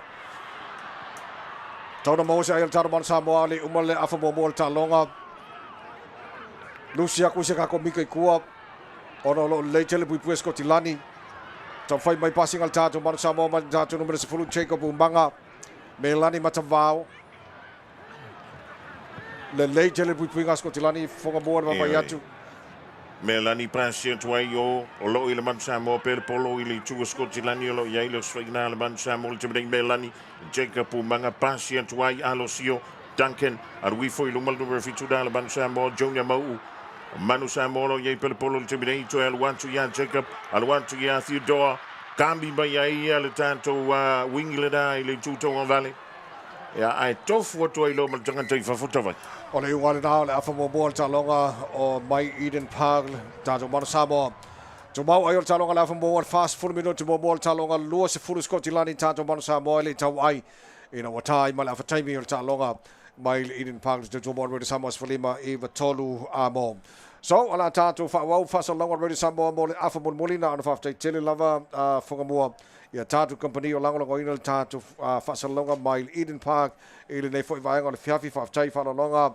sleek cars pe mo sa vale mate o fia vala wana telefoni o lua tasi fa fitu lua selau ele kantsile mo le tulanga fa tai al Pacific Finance Limited ya wa foi le sa lingalo sele ni mo o mo ainga le ding vai tau le tu sanga vala ye oval selau fitu fa lua fitu Tala no panel fa foi na le Blues Per Consulting Limited fa ia stofio le vasa fola so so fa you live mal se fulu tai out I lunga all in Radio Samoa tatu company mo nafsa so mai mo fa salonga Radio Samoa nei va ngona fiafi afa mo bol talonga Scotland lo so mo lua Manu Samoa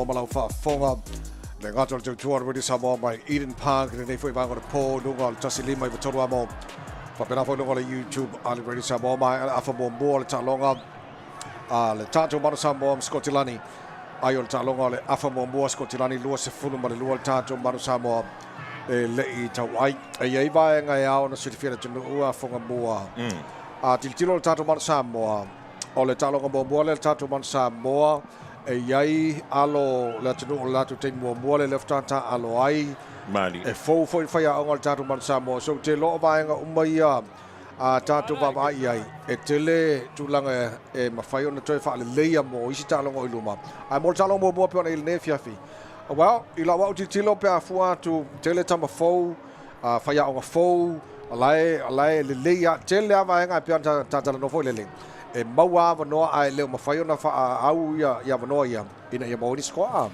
Bel tulanga na silsila fu ia leo la fa se le tudu o le talong mo mo le pelekil tu sanga dek le ta alo mala musi mai farani ai silsila ia le talong na mo mo le pelekian to vai ele ni combinations fu ia le tan to o pelekia e fa peda umana tulanga le pe o ta o stimu sol o le tonu ile o ta longa faita ulia skotilani tanu ona malanga mai o no wingala ta vai o lo masangi diskam o le mele mana miel tanto Manu Samoa i tonu le si 5 minuto le to le manholonga o le mai fafo ua makua ma sangi le stamba ma le kole la fa o te loe te le nisio vaenga o tala no le faia o nga fo le malu tu special tanto Manu Samoa mo le si fast full minuto lo to talonga ele ne foi vanga le fafila tanto vai wale atitilo ti ai los fulua ile afa mo ile le el tanto Manu Samoa stio o lai te le ala no tanto Manu Samoa fai on to fo mai le afa moli ia a vave na mauna tu ai o le Manu Samoa tau na vave tau ai ile afa mula talonga le ai a mo se la tu skola le a ben le amatanga le fast food minuto muli o na fo la fai on bio real confidence tama fo le ia ma fa o talonga mo le afa muli ma mo ka ko ai ele se fa facilita vai poi tona mo se ko bo ai mo tona mo lai e tona mo le Manu Samoa ai mo le afa muli o lo tanto talong mo skutilani le fifili malo fa tele tno ilo mai mo mala fa fonga le nei vanga le fiafia o talia le amataina o le afa muli o talong al taro Manu Samoa mascotilani mai Eden Park five talk melo la out nei vanga le fiafi tai mai mo foi lunga le YouTube o le Samoa fa taro taro klami ma lo lava ia le soifua monwia te lota tai al talong al peleki just muli ma falani foi Hamilton o isi foi na talonga tele la kapi fanga solo ele fai ora vai aso a mole am traina pe ona ye nei fiafilas for really e New Zealand nei i on talonga mo tatu Manu Samoa pe ona yai a te lota sila manga subsiding ia na fi fole talonga a minel talonga tatu Radio Samoa male fai onga le malu tu speci fini el tulanga le mental preparations and physical preparations ia te lota tulanga na fole le wa mata watu e ala fo i ona mo ayo skotilani ele ngata le lato fitness o matua fa poporna ile experience o tamata alo le fa mo fiona mo lato ai te lota sina va te lo fo i te le silsila i sunga le fa onga ya le malu tu spesi ya mo sita pinangal tan Manu Samoa wale la talonga ma fitile lo manai por masino se te ma ole tulanga na ya te vai mantu se kalapu se turu ye malanga mai na ya lo le turu lewa mo le do I representing ai Samoa ya tan siela ya o tu sanga faitolia le Pacific Nations Cup o matua le combination le ina ia le le fanga solonga o tanto talonga ya Michelle sa lingoni ai ba le sika ko sko ya elinka ko ai ya tawai mole sorry ya fongo wa lena tata o folelo to tele yo alo Samoa le piki mai o kalapuia America o lena e sa no stemi o vai folelo o se ele la kapi uni le tata to no America va vai atu ya fate ngala pe o songa ya pita anai a show number 2 ya me la fia fala si on fast outa eta alo ole Houston Sabercats USA ia o lesi alo Samoa talo USA Jonah Mau no me fitu ma le fengo sale longa ma muri fanua e alo le Nola Cold rugby America ia fa pena foi ma le sunga ia Henry Taefu no me sumba le lua la alo le Seattle Sea Wolves USA ia ia mai si pe o le sunga ia Pataf Rodney ona o le foi na Samoa le alo o le Seattle Sea Wolves ia marsunga ia Connor Tupai ta alo fo le San Diego Legion USA o to tele na Samoa le piki mai o le America fo le moltado Manu Samoa ia be fo le li aki se yuli le numero tasia ta alo le auna le Warriors America e fo linga mai la o New Zealand le anga ila to tamai o Japan ia o tanto wala mo tamfana wale o Europa ia le wanga ia nga America to ia na na tefam na tule tro initialo Samoa sata alo le tanto bona Pacific Super Rugby lua felus maleono de ofisini nisi pola me le fitfili ai Miracle fa langi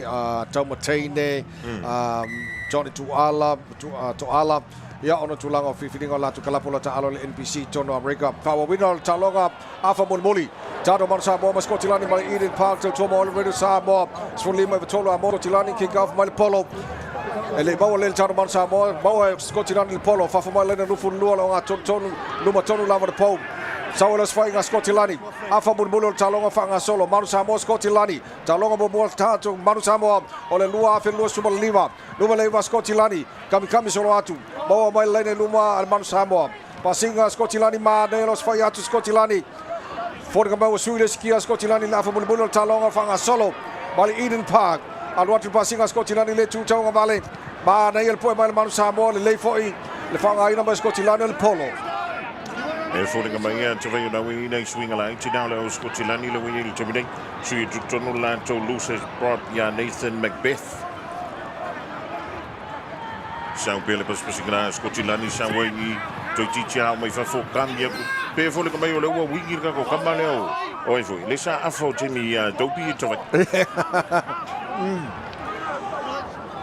Oleli o George Horn. Olesi fa le na Skotilani. Ia le wasi hatu yo tulanga le afa se e mai le afa ngai le wi. Fa sala le afa le Skotilani. Tau fail ta to Manu Samoa fa mal polo. Mal tono los fainga Skotilani na Alwatu. Fa sala Jacob Umanga. Luma ba le lu lua. Kiki mai le polo masawa Fafo. Fafo boy le line se fulumita. Le tua Skotilani. Ava noa tonton fail ta to Manu Samoa. Bawa start to score. Manu Samoa tahu na score mo afa mulmuli. Te lopo la so swani na ya mo tamata alo. Tam fai mai ona le lus fulu ai Skotilani le ta Manu Samoa fonga mo. Sa le le te vai ya wan tu le tongi tono le Manu Samoa le huka pita nai ma wala Manu Samoa Melani Mtava Jacob Manga Duncan pai wa pa tu tua ai palasi vele polo. Lucia tuai le tua Skotilani kikia ko le tua le Manu Samoa fai tuai milinga al Skotilani le Manu Samoa al watu le Skotilani matanga tuai matatao le polo sei fa tali le tala pole le tala le fali ya tawai Mala fodi le tau ina Skotilani le polo kickoff goal line kickoff Boltato Manu Samoa ma ngele la ko Skotilani le ngabili aku missi foi le tanto wa pas pasingale na watu ande ya ja, vertel lele o mo se ai Skotilani Saudi. Tali Jacob Manga drop kick mai le polo, mai lalo le po sa wai fa tali o tuina. Elele o dopi. Al want to tonu le numero 1 na Skotilani pu me le Manu Samoa, fa salon tuili tuto vale. Al want to pel pos pasigana Skotilani passia to loi fa foyo ile wingi numero sul tasi. Le tu le Manu Samoa lunga lina lu ful dualo fa ye le talong. Skotilani malatu was fainga tono lena lufuru lua Skotilani level wa tulos fainga Skotilani. Tu mau pia pas pasinga Skotilani awang fal pas pasinga la lena numa Skotilani ku mai ku la ko back line po fiala vetu el polo Skotilani e pasi ya mau anga iluma. Tono lena lufuru lua lena sko ya ile tu sko Skotilani. Tamo faz Skotilani na mai fitu mita mai lena sko Skotilani. Pasinga Skotilani le tu tamatau. Abatu pela to lena luma. Luma tono lava le po sol pasinga Skotilani. Tu mai sao mai Skotilani. Ma ya ku mai mawala le la tu se fulu. Kam fa ya ku. Tolu mi chama lene Skotilani. Numero 5 Skotilani. Babel pui mai al metato Manu Samoa. Vale lima mita lo al watu nei. Lima mita ma lene squalo al watu lo swinga Skotilani passi mai tua. Olo al watu pele o swinga Skotilani pui mai le Manu Samoa lunga le lima mita. Mai le lene si ko ai Skotilani le talong al tebei. To al watu le si face da lona tolu lona fa Skotilani. Olo pui mai pele le Manu Samoa to al watu to tonu. Ilu mo tonu la le po olo ye le talong al tebei. Tama fai le Manu Samoa pui mai le ma los lo swinga le Skotilani. Pe amale lua mita le amale lene sko ai Skotilani. Olo ya Skotilani pele polo le tebei. Al want to number valu passia tu tonu le ai pu e mai na le Manu Samoa lunga le na score. Skotilani mo yele polo al want to tonu pu mai le Manu Samoa. Pe amale bicha mai le na score ye Skotilani. Tasi dua tolu fa lima o. Try. E oi, ia Manu Samoa tolu ira pu mai le na score. Tawai. I wasn't in the credible position to be able to say that. Ole amataino le afa mulmuli Skotilani fonga moa. Ia. Baba ya tu pe fori ngaba o Suisse sikia Skotilani foi lele. O te loile o tu Skotilani 7-0 tato Manu Samoa. Mani. So ile baba ya tu. E fai asi malo sila kiki alos fai nga Skotilani. Baila amataino le afa mulmuli foi lele. Ya lewa mola tu score Ya left ko ari mo minuto talo na matala fa mul talo nga. Ya bantu ta vayole no tu la mano lo ngai le firi swinga le aus Scotland. Ja. Ale wo fo i meiton. Me i mai le iva le afa sa wingi. Ya ai me ya tu isi fa le wa watu yo e afa. E lua la swinga Scotland yo te vai tu ton. O le li le ta no mai o le wingi. Ya ma le tasi le lu mai o le tulanga le prop. O le wo suia ya suia o le afoi. O le li o Nathan Macbeth. O le wo suia tu tono la to prop na le li o Elliot Miller Mills. Ai ol talonga Scotland lua se fulu malaiva Manu Samoa le tau ai 5 minuto talo na matale afa mo bolo talonga Scotland male Manu Samoa mal Eden Park lo fa fo le tour all radio Samoa for lima i tolo amo Jacob Manga numero se fulu Manu Samoa mo fa winol talonga. Alwan tuna afa tali baina Scotland il la to laina lus futbolua sawi luma lo swingana Scotland pasia tuitua le ayolo fa solon tu pelpas single back line Scotland tau mo fa tu Manu Samoa po e palasi lalo ele ayolo bigoi pe luma ele au Scotland il temdei le va le lufu luma laina spulubita Scotland yolo ye le la to polo le temdei saulo swinga Scotland pui tu le Manu Samoa sa ni le afa Scotland vaiva mai luma le polo fa tali tu ina ele fulpeki le Manu Samoa ya leli o le trial akiong al watu la trial luma le ai pu e Scotland palasi lalo fole mai tava yo le suia tu tonu le alo o le suia sa vea Michael Jones leli o Nico Jones mo le Manu Samoa Ja. Maraya Nico Jones le swing on al ta to Manu Samoa lalo o le suia sa vai la oli Sir Michael Jones. This for time talo il Tado Blues. Filfilia for il Moana Pacific Super Rugby lua fe lua se fulu ma lima Nico Jones. Lesi tato swing on nawa ya Melani Matavao Kiki Melani Matavao le polo Mau ma neia Mawe leli o Theodore leli kapteni le tu wala Manu Samoa ye le polo le temdei Melanie al one tu ya Jacob Pasi tu ai o le fulpeki le Manu Samoa si kepu mai leli o Tomasi Alosio o lo le Manu Samoa pe le polo le temdei pu e mai Scotland pe amale lima mita mai le afo le malai le tu wala Manu Samoa Nico Nico watu Nico le tu vale le ai mo se se sonia tu ya Nico Tamo mo e tu le pui ngana Scotland Manu Samoa Melanie matava o pasi mai ele tu vale Jacob o ele polo le Manu Samoa lungo le leina luz fulma le lua Melanie sawi tua al one tu lungo le swingana le Manu Samoa pasi le leina luz fulma le lua le tu Scotland ya ai vai mai male lo foli e ia le lima kosi le Scotland i lenga la vea ele polo tavai le leite le os fainga al Manu Samoa Paulo los fainga al Manu Samoa lo tuma va tuna abanta mala le tual tatu Manu Samoa la wo online no fu lo le tu score ia os fainga ma na ia la le ave number polo and make the advantage line can be umala attack el tatu Manu Samoa so let's hope boy ola vanolo tatu Manu Samoa au saudi mos kalamu Laina lufu lua le tua Scotland le tua score il tatu Manu Samoa luma tonu la pau la kalamu polo il tatu Manu Samoa Ole swinga le Manu Samoa le suia tu ni tono le Leo Nico Jones numero lusa fulu suia ile alo Samoa le Leo Jona Mo Mana ile motu mai le Leo Nico Jones pena yeni kamba tanto wa tavai manu e fa peni wo o tanto le Lena Square Willia ye tanto men tanto sclamu wale polo le Manu Samoa ma Jona fa se ai le tanto wa pe amale valung minute Janu ora amatali le afu muri le talong Nico Jones mai le fianga mo ta masa funde markala po white mata New Zealand o tatu Manu Samoa swing on up on a yale ne foi banga le fiafi Avanoa lesi Avanoa le opportunity mo tatu Manu Samoa Colossia Laina Scotland Alo te vai tu te vai o le tu mai le backline le Manu Samoa pe malama selanto move le la fai backline al Manu Samoa laina o male tu tamatau skalamu male no fanga o fai skalamu le masesio ile tu tau vale so o le ale move le la yai ma Melani sau le tu tau vale le masesio ku ai ma Jacob Manga ma nei lo rakon fo ki al Manu Samoa le leo Jacopo mapuna wo sui tu tonu mo Michael mo le leo aki se yudi Nico Jones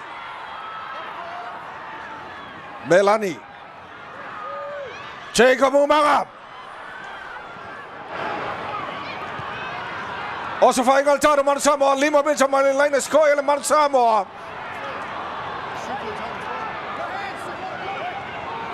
Kolinga me tawai na. Maua Skotilani polo. Misi ia tu yo le tuta wa vale. Ko e mai e na le Manu Samoa.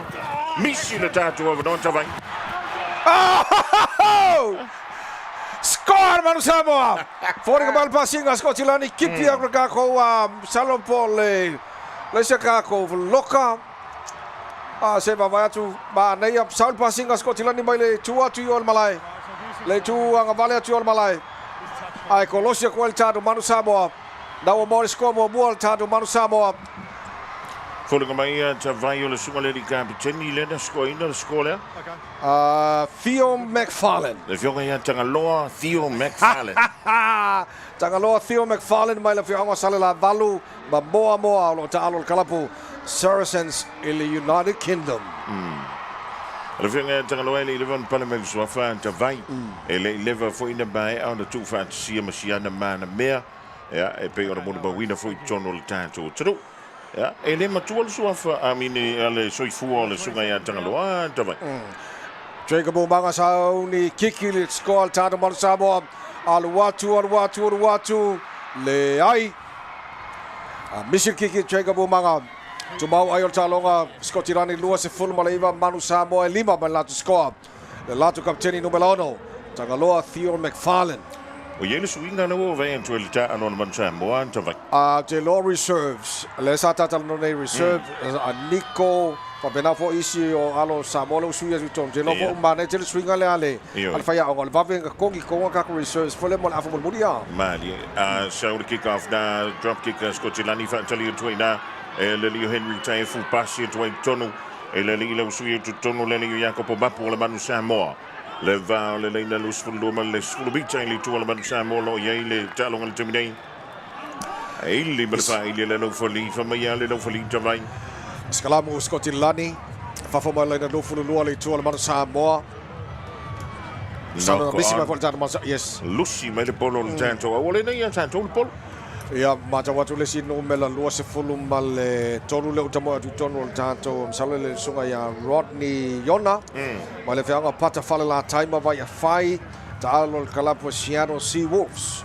America le swinga na le va tu tu tonu le tanto awa ja le li fulpeki la trao a kiong talo mo mo le mo Manu Samoa yes le mo sui mai tua ile time day e fo linga mai la tavai o le wei fo mo sui inga tu le tanto le tua o le ile Rodney Yona le nei ta wala wan talo mo le tulanga o le first 5-8 ya le mo mai tu le fulpeki le li o Jacob Umanga le sana mo sfulwa ya o le sunga ya lateral a kiong le sa numero 5 le usui time nei mai le fianga fa ala mafusi sa fata talo le Western Sydney 2 Blues Australia ya le fo fi mo tano Manu Samoa e inisio le manjoen tolu sfulu mon tupu le au filfilia Manu Samoa le mo tama sanga le o le Pacific Nations yes da tavai ya ele o fai ona ta alo le temide ona o nisio lo ye manuanga ya tonu la le isi ta lo ngal Manu Samoa lo lumana ye la to fa fo ia le malo sultin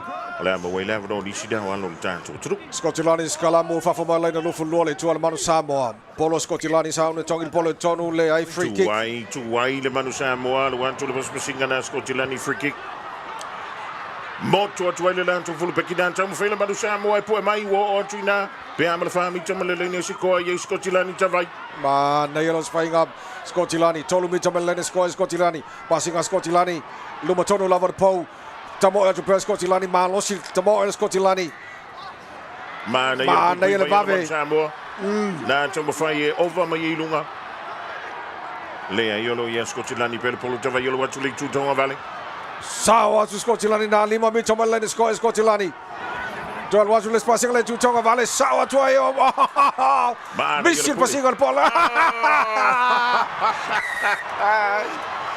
Oi sole la saucici la ieri fengo scuola a dito ma na misi Skotilani le na passi le polo se mo scuola wingi ale nga ko ba wala ko passi ma ko le wingi le tu tonga vale tu malai ma fa sawa tu lunga line score ba wale se score Skotilani tavai antanto wo il talo o skill sai e masidia sa polo pasi le polo, ta ofi le polo, sikoa. Ele ai mas fing tau basic skills now le talo. Jonathan and Johnny Boy. Lesi vaenga lo titilo atu le se senga le vaenga la wele afa mulmule le talo ngaskoti I mean skoti la nimal tar man Samoa fonga bua. O le se senga la le fitness. Yeah. Tasile vaenga tau saf sin nge fo fa angal tar man Samoa ya wa te lo Italia na mai o la wa prepare tatu au. A fua tu le fitness le ya skoti la ni. O sole gelele se senga. Tolu ia fa le skotilani le usu tu tonu tavai. Ono no winga. Ole a to lifi fo ilunga. Ia le talo a skotilani ile afu mulmuli le talo. Ai o talo a todos fumar fa skotilani lima ia le tato Manu Samoa.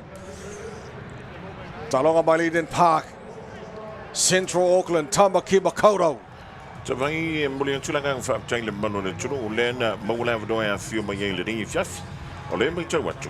E tali tutu sale le foi numero le manu le tanto tu le nei le bala Eden Park. Ia ma le temi fo le tanto to Samo. Manu Samoa mar kickoff mo te am taino talonga al watu tono le lufu lua kiki mai skotirani le polom sawa fafo. Fafo mala to le lufu lua 5 mita tono mai le sfulu le tu skotilani. O del polo fafo sauni. Numero sfulu ono tanto Manu Samoa lu teru tolai. Mai le whianga ngai fo le whanga ma ai tu Taki Cook Highlands e ta alo i le au Biarritz Farani. Ma neia maua le lei line out le Manu Samoa le tatu polo whasoa 12 back line me Lani. Ma nei le Manu Samoa le tatu second half le tatu Manu Samoa. Ia o le lei fo pui mai skotilani la toa. Ma na yelo swinga le swi en tonu le sunga ya Rodney Yona le wa avem first five le Manu Samoa. Umar kili van tu yo Melani le tu tamu tau sa le tu tau vale. Al want tu le mo swinga na le Manu Samoa. Melani passe tu ya Michael ala toa. Va ver tu le o Melani si kepu mo ye tu tonu passe tu ai le polo. Ai ma wa si ko kilangi nga le polo. La kita tu i ta vai. La kita tu i.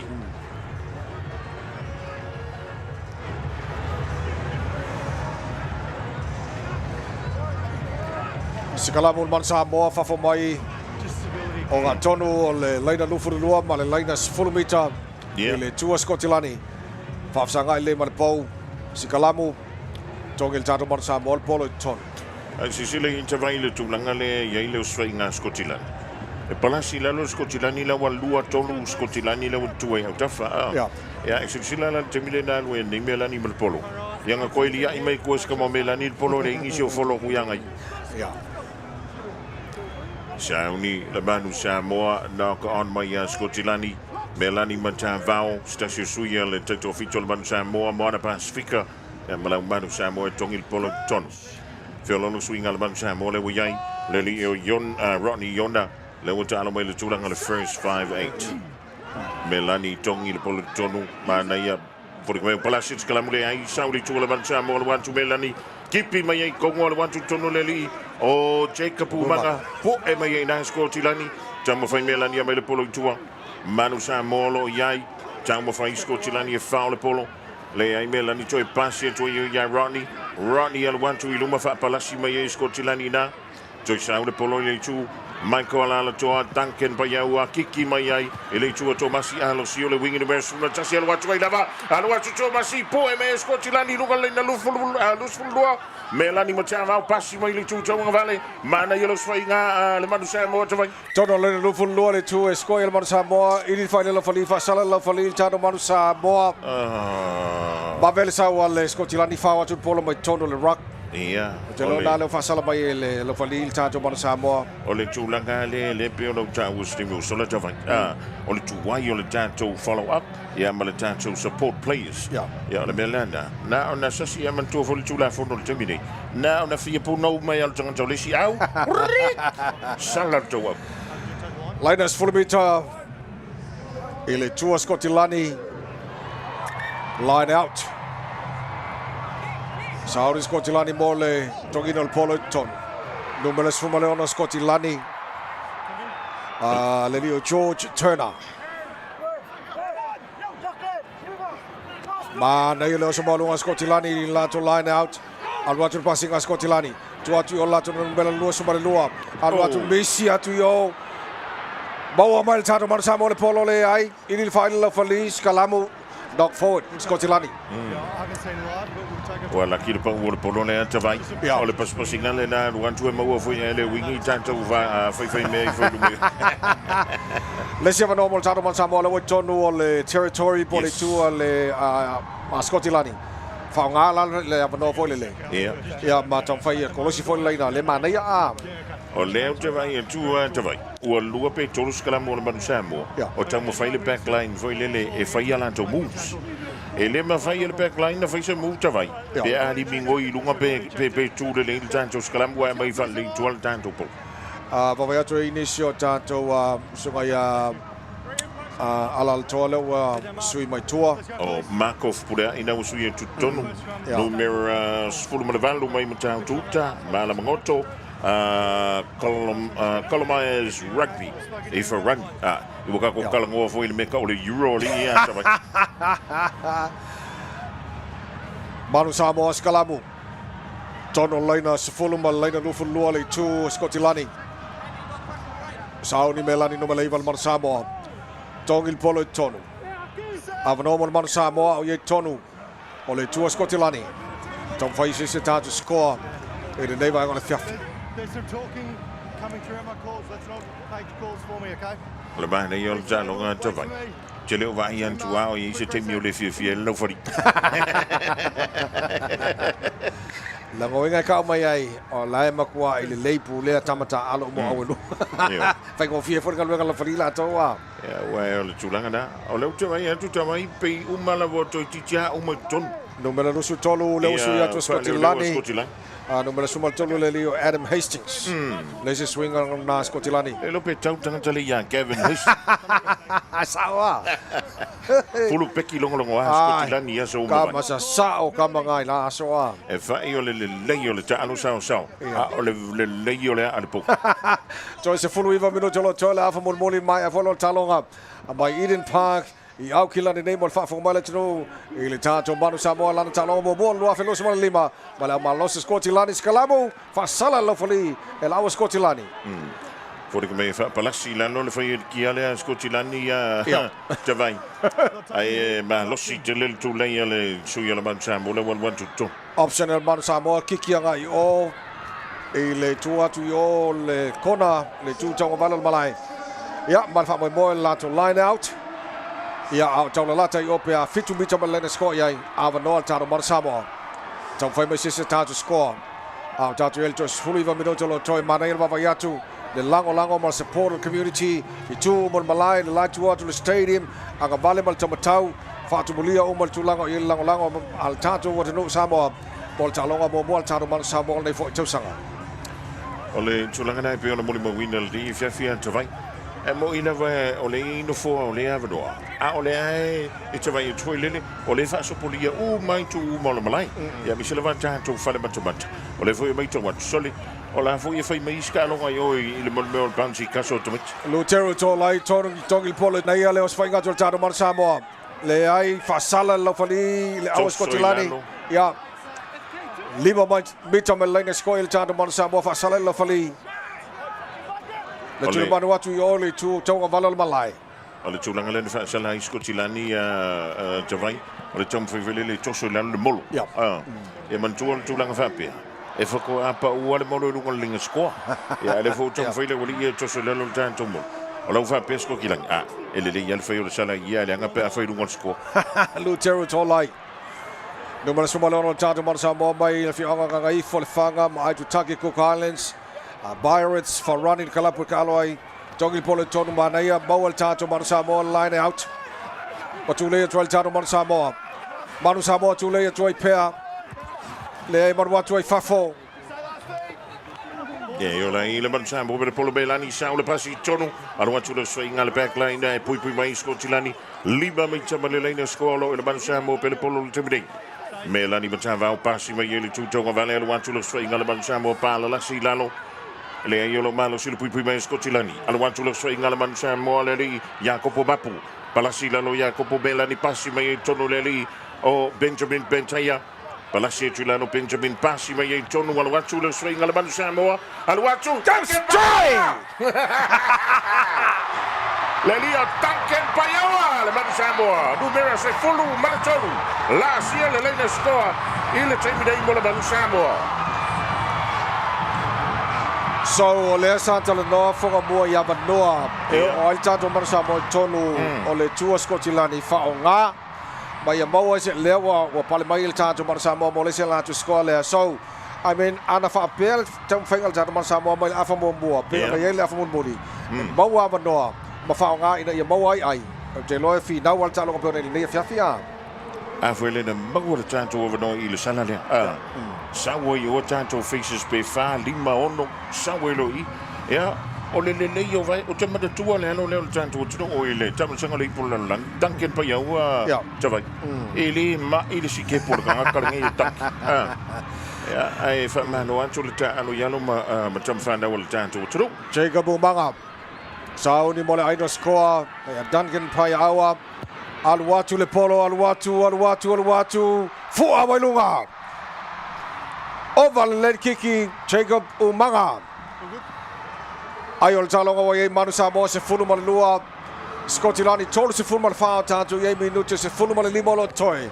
Te le lava no le Manu Samoa. Te le lava no. Aluatu alosio passe tu tonu. Pala la se tu la no le Manu Samoa. Melani Bantava pasi o tutua. Le fesi le Manu Samoa amai sau masa wa ila vai fafo. Ma na yer kiki. Ole i o Jacopo Mapu. Ole wa o le rio rock yona. Ole wa suian tu ia Jacob Umanga tulang le first 5-8. Ma na yer kiki mai ole 5 mita mai ole tual tara Manu Samoa sawa maua mai 5 mita mai tono leina onga tono. Ile tual tara Manu Samoa luma tono level poto fasa longa radio Samoa sauni numero suma leono Skotilani. Lelio George Turner. Tongil pole tonu. Line out. Maua le Skotilani line out. Malalato passing on Watu back line Skotilani. Mana yele pupi mai yele Manu Samoa ile a fola malai. Sa wala pas passing on toili li mai ile tu town wala malai. Po e mai ina yele Manu Samoa Skotilani pala la sia tuilalo. Toyal Watu. Fa solo antu le tu to vale le malai mana ya le si le finga le lunga wa lifi lunga ta alo le sa mo vai pa vai ate uile balosio le os fa inga Skotilani ia al matalo foi mal balosio le putuinga mal ta Manu Samoa yes manel ta finga la mo le ta Manu Samoa ye kiki fa tu sa on tu ina Skotilani ia ai fa mai le tana le fori knock forward loose forward mai Ile emel Skotilani na wata tia mal malai. Pel ka mau taupi le wa kau. Kau fale kongo le bana va taupi ta vai. Taupi the number 9.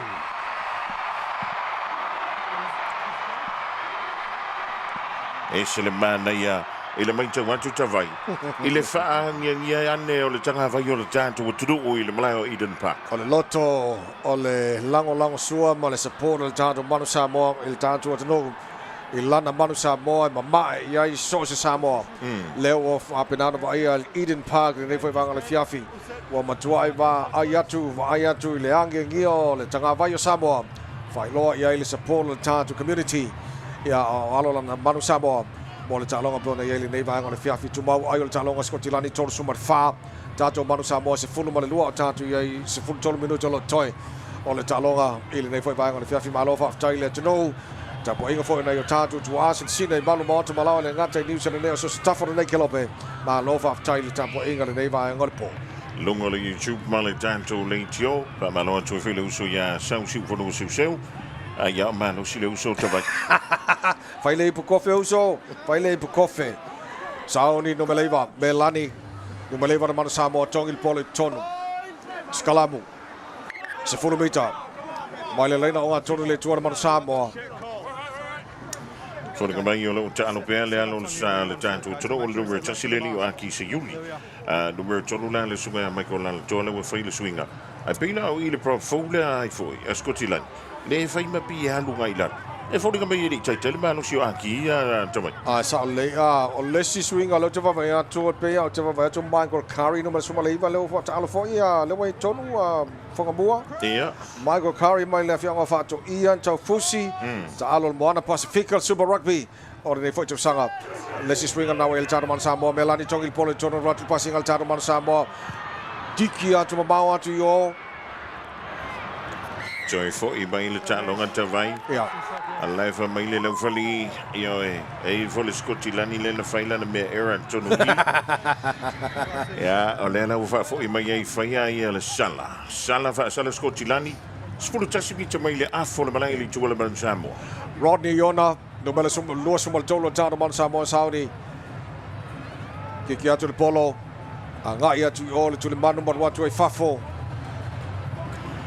O se lolo foi talonga le lolo Samoa le man Samoa te vai.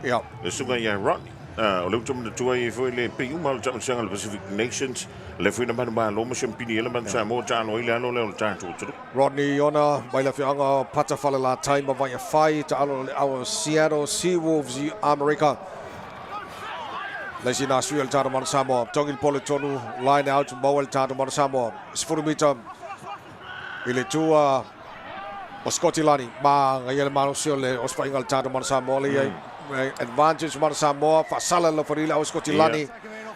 Poe with no poe tangata le polo ia o le kona tupai kona tupai le usuia le sunga ia Melani Matavao kona tupai mai le whaanga tua sivi masa taua ta alo le kalapo San Diego Legion America le se foi alo Samoa le usuia tu tonu mo le afa mo le talo o le mutu mo wale sia vano le tanto Manu Samoa I le toi se fulu mo la fa bidu tolo tolo talo nga tawai te le vano le si me mana il baba tu fonga mo fo le al afa mulmuri baba to le ia le malo si fitness al tatu au fo le power me o le tulanga mo talong mo mo tatu man Samoa e ni le combination tamata alo tama fo lo iai le vai tu la mulmuri mana ia tele swinga le wo iai alo wan tu le swinga le man Samoa me le line out pe ma le lima mita pa la si lano le tu le man Samoa lo iai pe polo le timidei Sauni kona pasia tu yo le tu tau le malai Luma tonu lava le polo pala sia le man Samoa pui mai alu wantu le captain ia Theo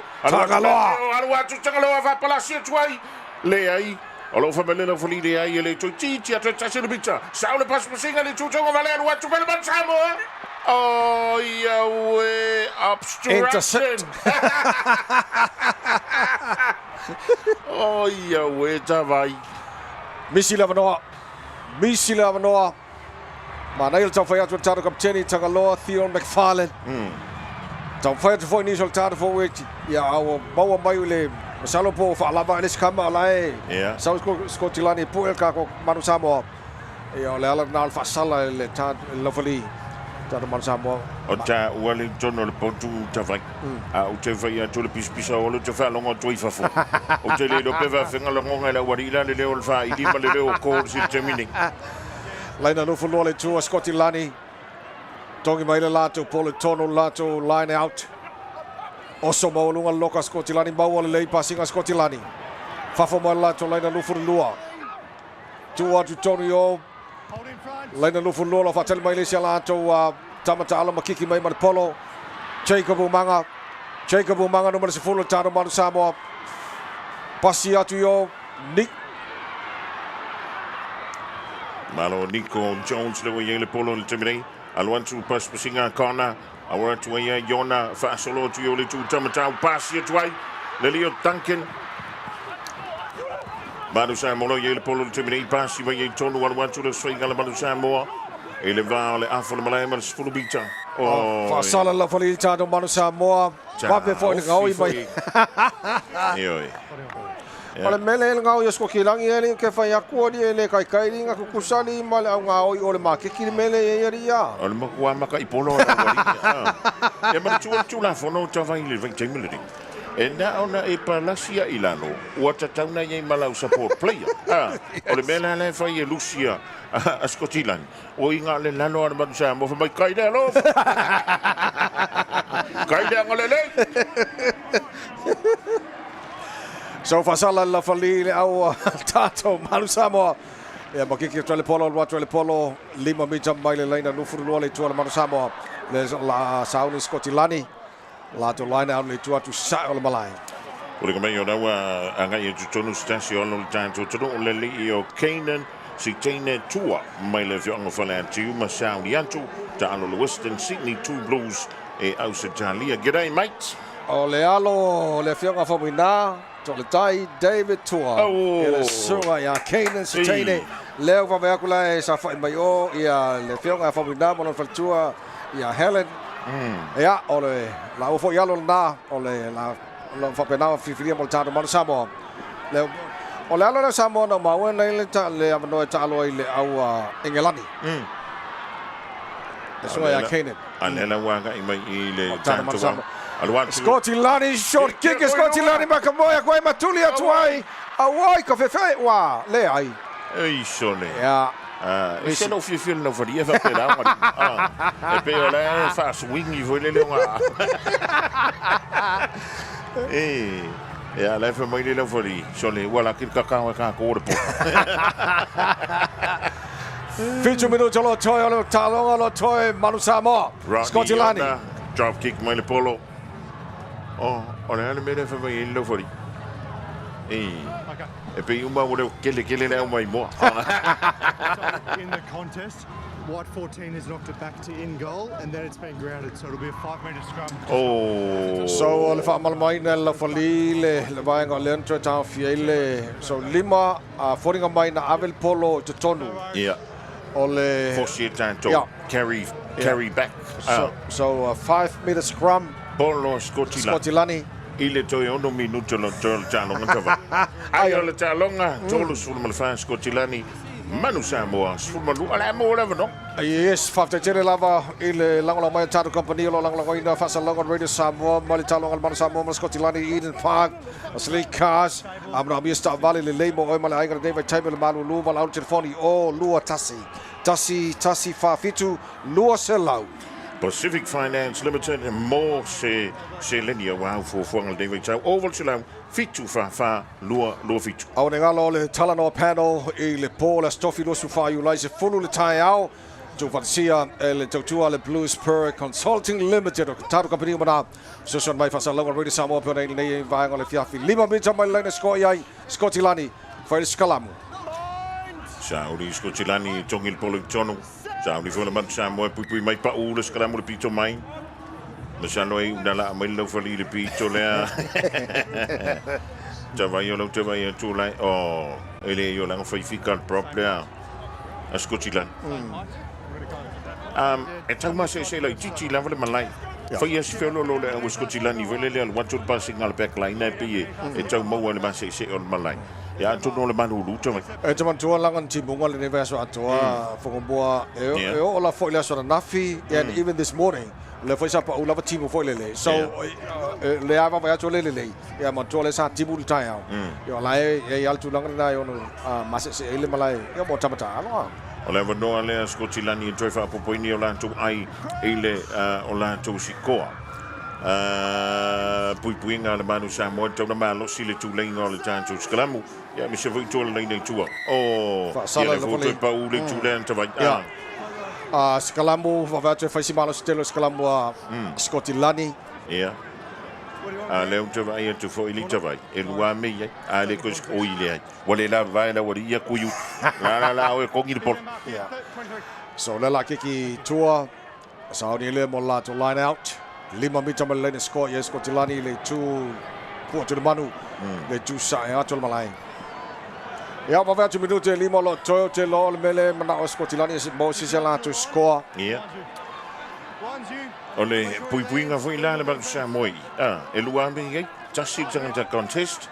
Ia pele se contest ai tam foi le makua fa ma popo mo tonu. Ia e makua poloka le mono le la luanto Skotilani.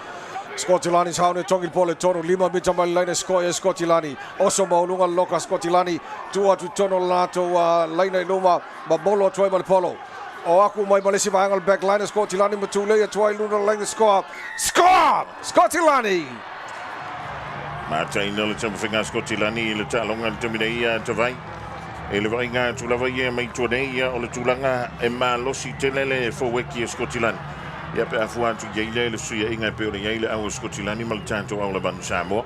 So le si score na Skotilani mai lato line out. Mau le lato loka matu atu i lato line numa. The so sorry matu i lato for wiki. O ko malisi vai on back line mo kwa ku le ko mau atu i lava lunga line score. Mau le si score Skotilani. Ai on talonga Skotilani tonu sumalaiba. Au le aina lato score na Manu Samoa se fulu malelua. Ilanga mai talonga le fifine te vai. Ya, Elise mera tu le fa pia le felo lo fino mero le Manu le tu la vai. Ya le ngantala ina yu tanto tangata. Felo lo fia le ka po isko kilangi le ta ma futa. Ya. Le mele lo sumalelua Skotilani. Le George Horn. O Valele kiki. Skotilani fa se fulu martasi. Manu Samoa se fulu malelua. Leo toi umistami o lo toi tatu talonga nei foi bangale fiafi o te lola baba ile Manu Samoa. E tele ia le sona au ngā male tāua. Mo isi talonga le munu mai le tatu Manu Samoa. Ma sela falta Manu Pacific Nations. Mali. Ya me la ta ale mafiti te la talonga mafiti le fai ya September. E fai foi nei New Zealand. Ya au te lona i banga tāua na fai na o ina le sona le lei. E fai na o ina le tatu Manu Samoa. Ile talonga pe nei bangale fiafi a. Tulangana ia e tulenga wenga le fia le fia onga watu mau le mansa mo le polo lunga leina lusulua a Skotilani al watu ba singa le tutom le to sawa ngai le tuanga vale pasi mai ai Jacob mangalo ye le polo pu me na Skotilani Manu Samoa ye le polo temini kona pasi mai ai tua al watu le singa le Manu Samoa le io Markov purai ma lo si le pu mai Skotilani le ai al watu ton Tomasi alo si pu me ya fifi na Skotilani al watu kana pasi antu yo le tu tamatau Manu Samoa ye le polo le temine fiki mai le polo tua ia advantage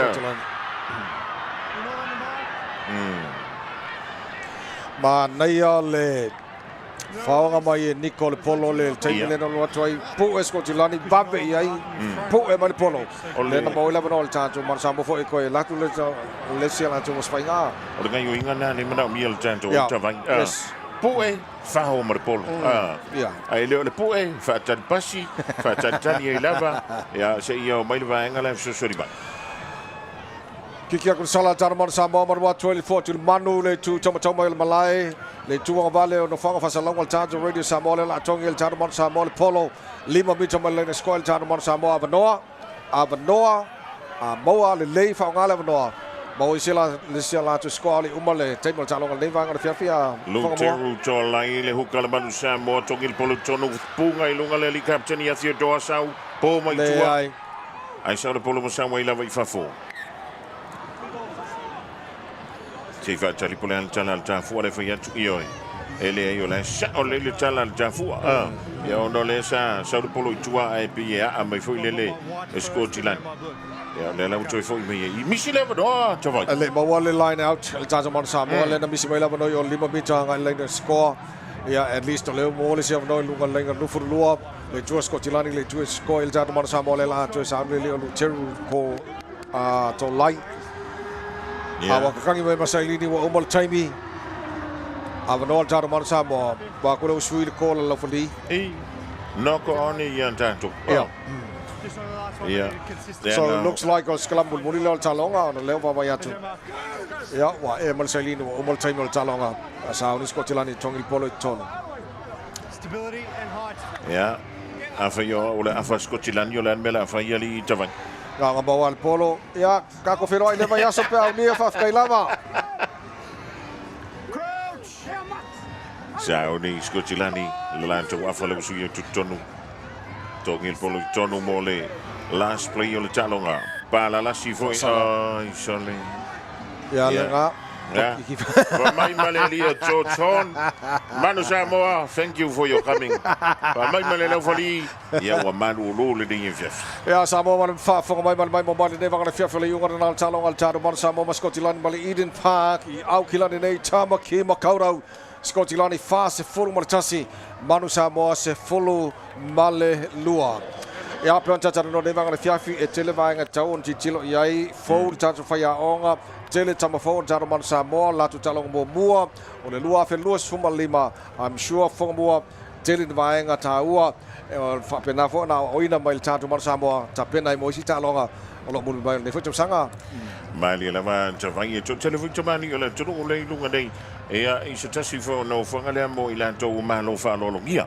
e le tantu ta longa e pio na mai te wantu le fionga ia fo muina to le tai David Tuam le to ia Helen e le ngatu le to telenisio o su ia fai pule lo to mai to toi ba ngai el poku ngai au ka fa ko ngale corporate box nga fo le au yo ka mai ko le ba ka yo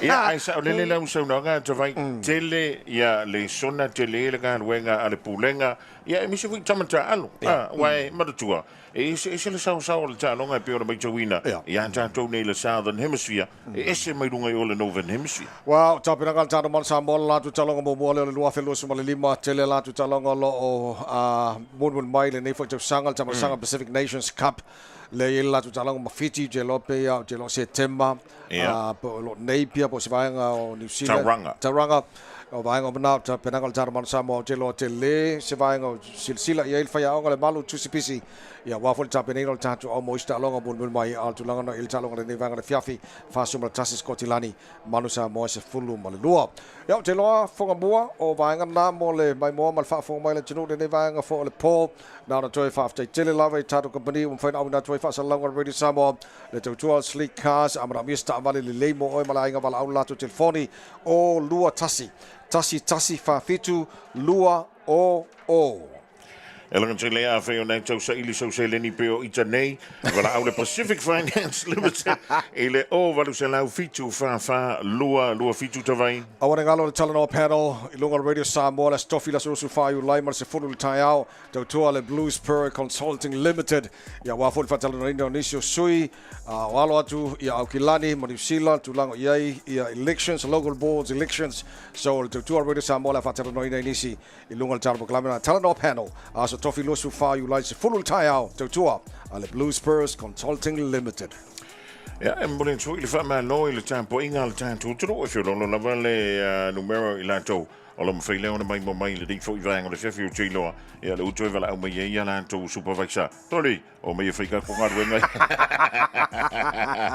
ele ka tele le malu le tro lo fa fo mai lungo le tantu wala leo va malo tui le uso ya sau si fo do seu ya o le fo wa fia ta le valu ta leva o le te mi no nya na fo la wele ya ai ingal di fe vai o ani fo fanga le dingi fiafi to e misila ngantu le fai mo le veiaso te lo le wa mai ai ta longa fo nei vanga le fiafi i o tapena masani la fo il fai unga veiaso i fo nei fu fanga fa la inga le aso tai au ia ana fo malo tu le sala to ina mo fo le weekend la to fa si piso le weekend le ia ya le lei sa mo mai le malau fa fonga nei vanga le fiafi ta to fa salonga tu sa na mai Eden Park nei fo vanga le po tu langa ta longa ta Manu Samoa ma le awa Skotilani ia pe ona fa mai ina ile nei vanga le fiafi te le lopo mo se no la te va le fa tana mal fa ya onga ta ameno le kapteno ta tu au ya te lo la fa mo ta ia ta tu fa salonga le fo vanga le fiafi fonga mo mali le vai fa te te vai mo le ta tu ngar wenga mai el di fiafi ma le sunga ya pista LJ